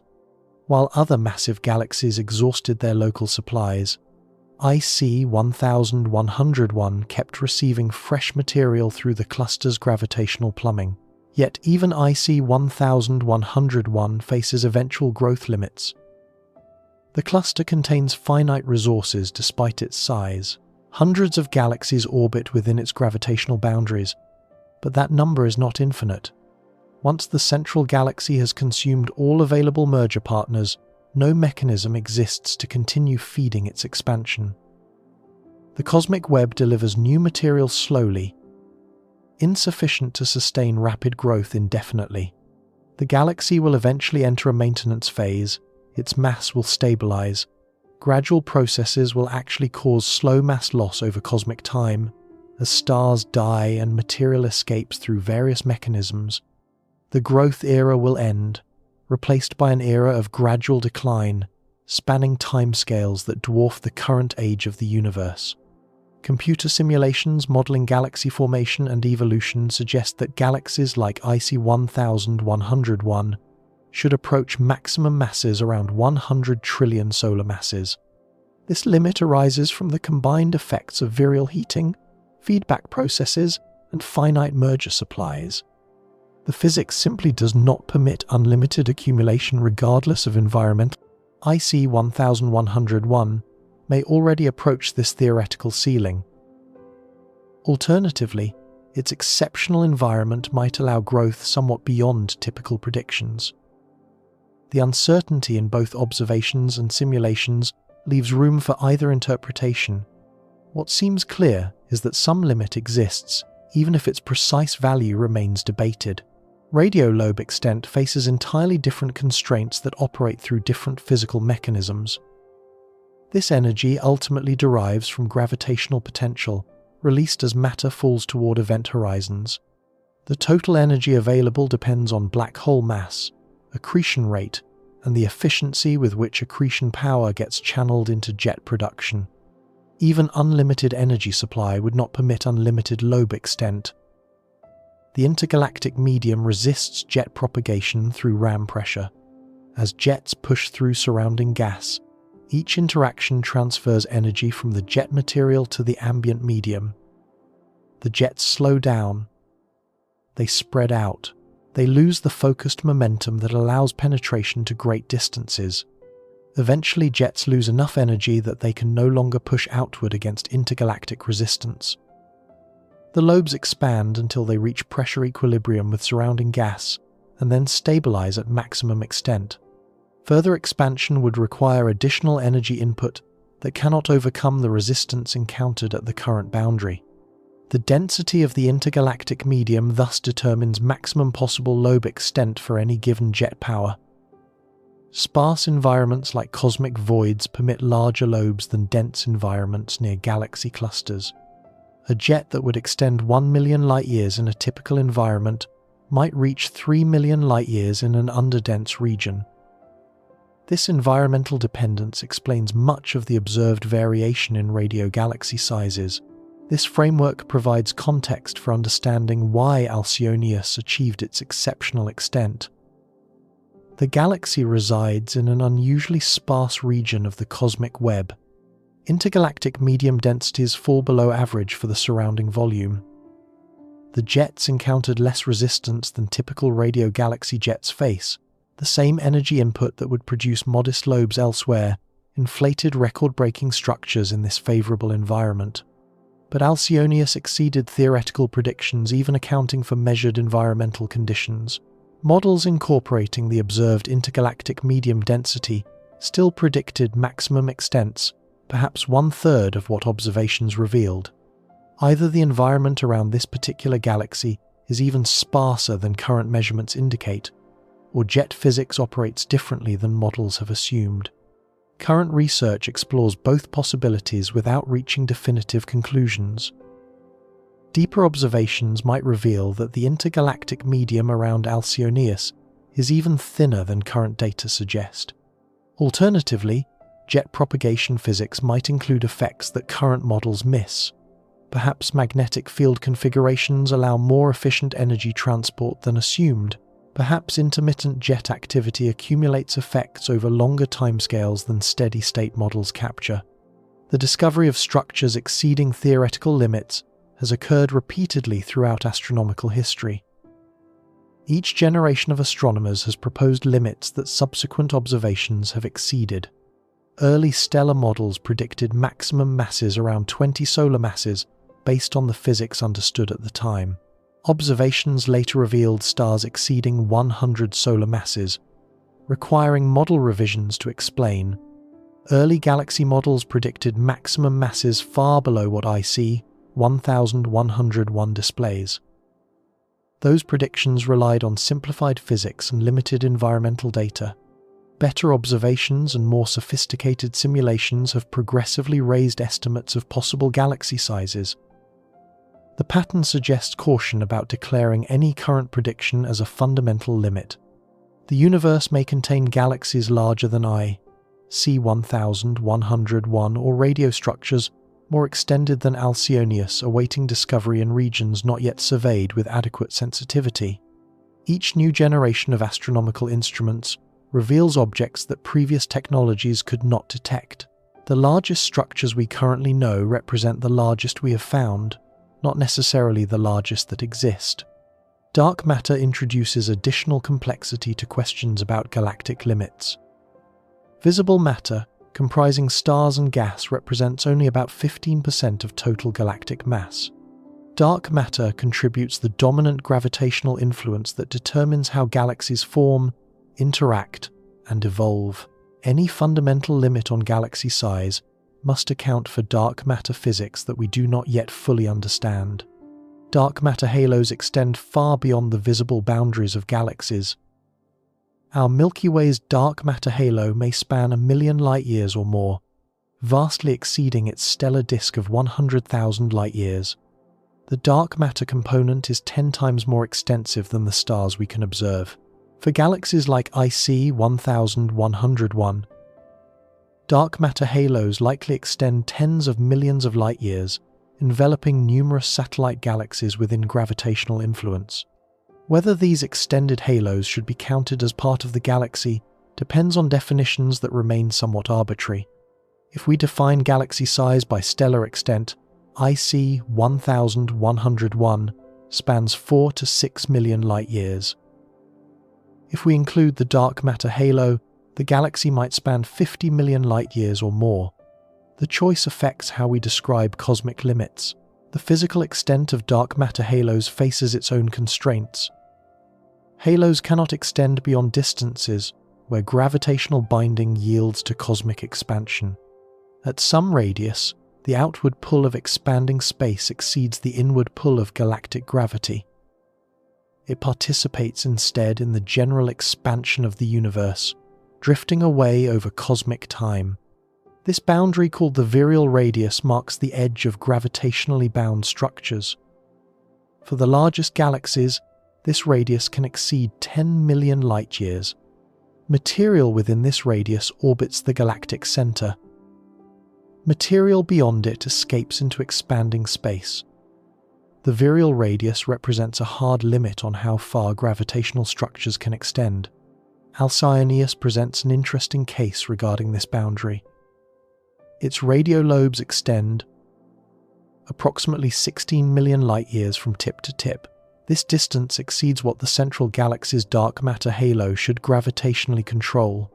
The plasma structures exist in intergalactic space, not bound to the host galaxy through gravity, but connected only through continuous energy injection from relativistic jets. When the jets eventually shut down, the lobes will not fall back toward the galactic center. They will disperse into the surrounding intergalactic medium, mixing with ambient gas over timescales of tens of millions of years. The connection between lobes and galaxy is temporary, maintained only by ongoing energy transfer rather than gravitational binding. This distinction highlights an important subtlety about cosmic structures. Not everything associated with a galaxy is gravitationally bound to it. Radiolobes represent energy deposits in surrounding space rather than matter accumulation. Stellar streams torn from disrupted satellite galaxies may extend beyond virial radii while remaining associated with their destroyer. Ejected gas clouds can travel enormous distances before dispersing. The largest extent achieved by any galactic structure depends partly on how we define what counts as part of the galaxy. If we count only gravitationally bound material, IC 1101's dark matter halo represents the largest known galactic structure. If we include energy deposits and temporary associations, Alcyoneus claims the record. Both definitions have merit. Both reveal different aspects of how galaxies interact with cosmic space. The cosmic web itself imposes ultimate limits on structure sizes regardless of local physics. The universe organizes into a vast three-dimensional network of filaments, walls, and nodes separated by enormous voids. This architecture emerged from density variations present shortly after the Big Bang, amplified by billions of years of gravitational evolution. Galaxies cannot grow larger than the cosmic web structures that contain them. A galaxy embedded in a filament cannot extend beyond that filament without encountering lower density regions where material is unavailable. A galaxy at a node where filaments intersect can draw from multiple directions, but still faces limits where the filaments themselves end. The largest known cosmic structures span hundreds of millions of light-years. Filaments and walls map out matter distribution across scales that dwarf individual galaxies by factors of hundreds. These structures represent the upper boundary on gravitationally coherent organization in the current universe. No single galaxy can exceed the size of the cosmic web element it occupies. IC 1101 occupies a position at one node of the cosmic web. The Abell 2029 cluster sits where multiple filaments converge, concentrating matter from surrounding regions. The central galaxy's gravitational influence extends throughout the cluster, and into surrounding filaments. But even this dominance reaches limits where cluster gravity yields to cosmic expansion. Alcyoneus's radio lobes extend across distances comparable to significant fractions of cosmic web filament lengths. This raises questions about how such structures interact with large-scale cosmic organization. Do the lobes encounter increased resistance at filament boundaries where intergalactic medium density rises? Does cosmic web architecture channel lobe expansion in preferential directions? Future observations may reveal connections between giant galaxies and cosmic web structure that current surveys cannot detect. The interfaces between galaxy scale and cosmic web scale remain poorly mapped. These transitional regions determine how the largest galaxies fit within the largest coherent structures the universe contains. The ultimate limit on structure sizes derives from cosmic expansion itself. Not faster than light through space, but faster than light because space itself grows between them. No gravitational or electromagnetic signal can cross between such regions. They exist in permanently isolated cosmic domains. This cosmological horizon limits the maximum size of any causally connected structure. No galaxy can exceed dimensions where its own components cannot communicate with each other through any physical mechanism. For gravitationally bound structures, this limit corresponds to regions where internal gravitational forces exceed cosmic expansion. Larger structures would be torn apart as expanding space overwhelms binding gravity. For the current universe, this fundamental limit exceeds billions of light years. No known galaxy approaches this scale even remotely. IC 1101 and Alcyoneus remain thousands of times smaller than fundamental cosmological limits would permit. The universe could in principle contain far larger galaxies than anything we have discovered if mechanisms existed to assemble them. Yet cosmological limits do not guarantee that such structures exist. Just because something is physically possible does not mean the universe has produced it. Practical constraints from gas supplies, merger rates, feedback processes, and environmental factors impose effective limits far below fundamental possibilities. The universe has had nearly 14 billion years to build structures. The largest we observe may represent what this time period allows, rather than what physics fundamentally permits. Dark energy adds another dimension to questions about ultimate structure limits. This mysterious component, driving accelerating cosmic expansion, carries distant regions beyond causal contact at increasing rates. The acceleration means that structures which could form in a non-accelerating universe cannot assemble when expansion constantly removes potential building materials from gravitational reach. Before dark energy dominated cosmic dynamics, gravity could gather material from increasingly large volumes over time. Patient accumulation could in principle assemble structures of any size given sufficient time, but accelerating expansion changes this calculus fundamentally. Material that might eventually fall into a growing galaxy instead gets carried beyond gravitational reach. Current observations suggest that cosmic structure formation peaked roughly 10 billion years ago. The rate at which new galaxies form and existing galaxies grow has been declining since dark energy began dominating the cosmic energy budget. We live in an era of decreasing construction activity, not increasing. The largest galaxies that will ever exist may already have formed. IC 1101 and its peers may represent the maximum achievements of cosmic assembly, rather than intermediate steps toward even larger future structures. The conditions that allowed their growth are fading from the universe as dark energy accelerates expansion beyond the reach of gravity.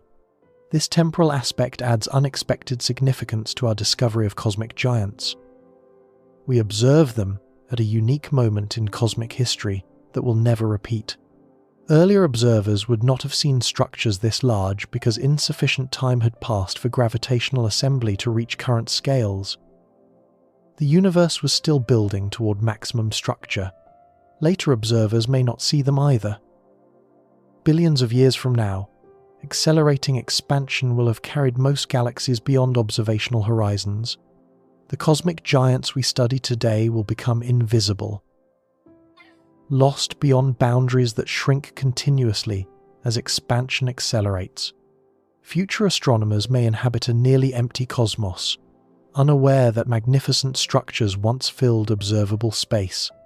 The human species happens to exist during what might be called the optimal era for observing large cosmic structures.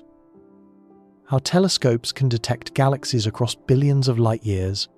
The universe has had sufficient time to build impressive structures through gravitational accumulation. This window will not last indefinitely. Perhaps 100 billion years from now, observers in our cosmic neighborhood will see only their local galaxy cluster.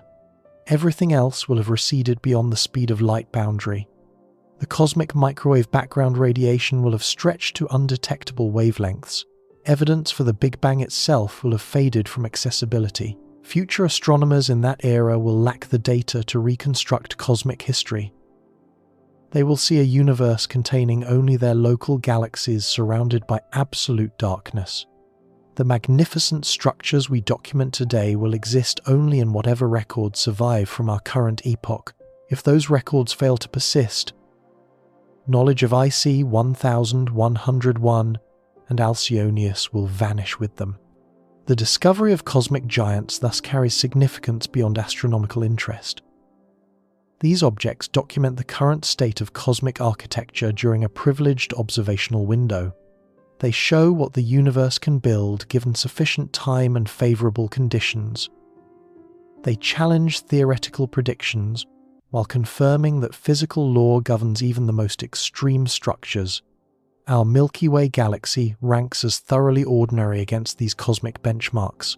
400 billion stars spread across 100,000 light-years describes a medium-sized spiral galaxy, unremarkable among the 2 trillion examples populating our observable universe.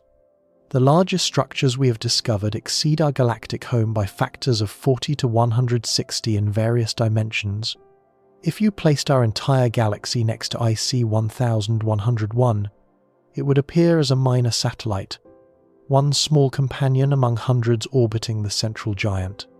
All human history has occurred within a structure that barely registers against the true giants of cosmic evolution. This cosmic humility extends to every aspect of human existence. Every event in human history occurred on one planet, orbiting one star in one unremarkable galaxy. Every human achievement, every civilization rise and fall, every discovery and invention took place within an infinitesimally small corner of cosmic space. The giants we observe remind us of scales that dwarf human importance by factors our intuitions cannot process. Yet the same human civilization that seems so cosmically tiny has developed the instruments and theories necessary to discover and understand these distant giants. Creatures evolved to survive on African grasslands have mapped structures spanning millions of light years. Minds, shaped by natural selection to track predators and find food, have grasped the physics governing black hole jets and galactic evolution. The very insignificance of our cosmic position contrasts spectacularly with our intellectual reach. We occupy a tiny corner of a vast universe, yet we have learned to see across billions of light years. We exist for cosmic instants, yet we have reconstructed history spanning nearly 14 billion years. We cannot travel beyond our own solar system, yet we have mapped the cosmic web spanning hundreds of millions of light-years. IC 1101 contains enough stars that if intelligent life arises with similar frequency throughout that galaxy as it did in ours, thousands or millions of civilizations might currently exist within its boundaries. Beings on countless worlds might look up at unfamiliar skies, wondering about their cosmic context just as we wonder about ours. Alcyoneus's host galaxy may harbour its own collection of thinking beings who observe their local radio lobes extending across millions of light years. They would know themselves as inhabitants of the largest known galactic structure, a distinction that shapes their cosmic perspective in ways we can only imagine. Each cosmic giant potentially contains communities of observers, unaware of our existence just as we remained unaware of theirs until our technology revealed their distant homes. The universe teems with potential perspectives, each viewing cosmic architecture from unique vantage points, each drawing different conclusions about meaning and significance. The universe builds big, bigger than our intuitions can process even with mathematical assistance, bigger than our theoretical models predicted before observations forced revisions, bigger perhaps than anything we will ever fully comprehend, regardless of how sophisticated our instruments and models become. IC 1101 and Alcyoneus stand as monuments to this cosmic grandeur. They challenge us to expand our understanding, to match the scale of what actually exists beyond our immediate experience. They reveal that our models, however sophisticated, remain incomplete descriptions of a universe that continues surprising us. These giants will endure for timescales exceeding everything familiar to human experience. They will outlast every structure humanity has built by factors that render comparison meaningless. They will persist through changes in cosmic conditions that would make the current universe unrecognizable. Their existence spans epochs that contain all of human history as an undetectable instant. They exist on scales where human concerns fade to insignificance, while simultaneously proving that human minds can stretch to encompass truths far beyond immediate experience. We are small creatures contemplating enormous structures. That contemplation itself represents something remarkable in a universe that mostly just exists without awareness. The biggest galaxies ever discovered represent more than astronomical curiosities to catalogue and classify. They represent boundaries of the known. They mark limits of the understood. They pose challenges demanding explanation. And they remind us that regardless of how much we learn, the cosmos always contains more to discover. The true scale of existence extends beyond current knowledge into territories where future generations will find their own cosmic giants awaiting measurement and wonder. Instruments not yet built will reveal structures not yet imagined. Theories not yet formulated will explain phenomena not yet observed. The story of cosmic giants continues beyond what any current observer can see. What we know with certainty is that the universe builds structures far exceeding human scale. It will continue doing so for billions of years after our species has evolved into something unrecognizable or vanished entirely. The cosmic giants we have discovered represent our current chapter in an ongoing story of cosmic revelation that began when the first human looked up at the night sky and wondered what those points of light might be. IC 1101. Alcyoneus. Names we have given to structures that existed for billions of years without names, without observers, without anyone to marvel at their scale. They required no validation from human consciousness. They simply existed, products of physics operating across timescales and distances that render human perspectives irrelevant. Yet here we are, aware of them, measuring them, trying to understand them. That awareness represents something the universe produced through the same physical processes that produced the giants themselves. Matter assembled into stars, stars assembled into galaxies, galaxies assembled into cosmic structures, and somewhere in one ordinary galaxy, matter also assembled into creatures capable of comprehending the whole arrangement. The biggest galaxies ever discovered in the universe remind us of our cosmic smallness while simultaneously celebrating our intellectual reach. We are tiny. We are brief. We are insignificant by any cosmic metric. Yet we have seen across billions of light years. We have understood processes governing objects containing 100 trillion stars. We have asked questions about limits and boundaries that the universe itself does not ask because it simply is what it is without need for understanding. The giants exist whether we observe them or not. But our observation of them creates something new in the universe. Awareness of scale, comprehension of structure, wonder at enormity. These experiences exist only because we exist to have them. The universe produced both the giants and the minds capable of wondering at them. Both are products of the same cosmic evolution playing out across 14 billion years. Perhaps that is the most remarkable discovery of all. Not that IC 1101 contains 100 trillion stars, not that Alcyoneus extends 16 million light-years, but that the same universe containing such giants also contains beings capable of knowing about them. Cosmic architecture and cosmic awareness emerge from the same physical laws operating across the same cosmic time. We are the universe contemplating itself through the lens of its most extreme structures. That contemplation continues every time someone learns about these giants and feels the vertigo of cosmic scale. The biggest galaxies ever discovered have revealed not just their own existence, but something profound about the nature of a universe that produces both enormity and awareness. The story ends here for now. But the universe continues. The giants persist. And somewhere, perhaps in IC 1101 itself, other minds may be contemplating their own cosmic context and wondering what lies beyond their observational horizons. The cosmos builds big, and it builds observers to notice. Both achievements deserve wonder,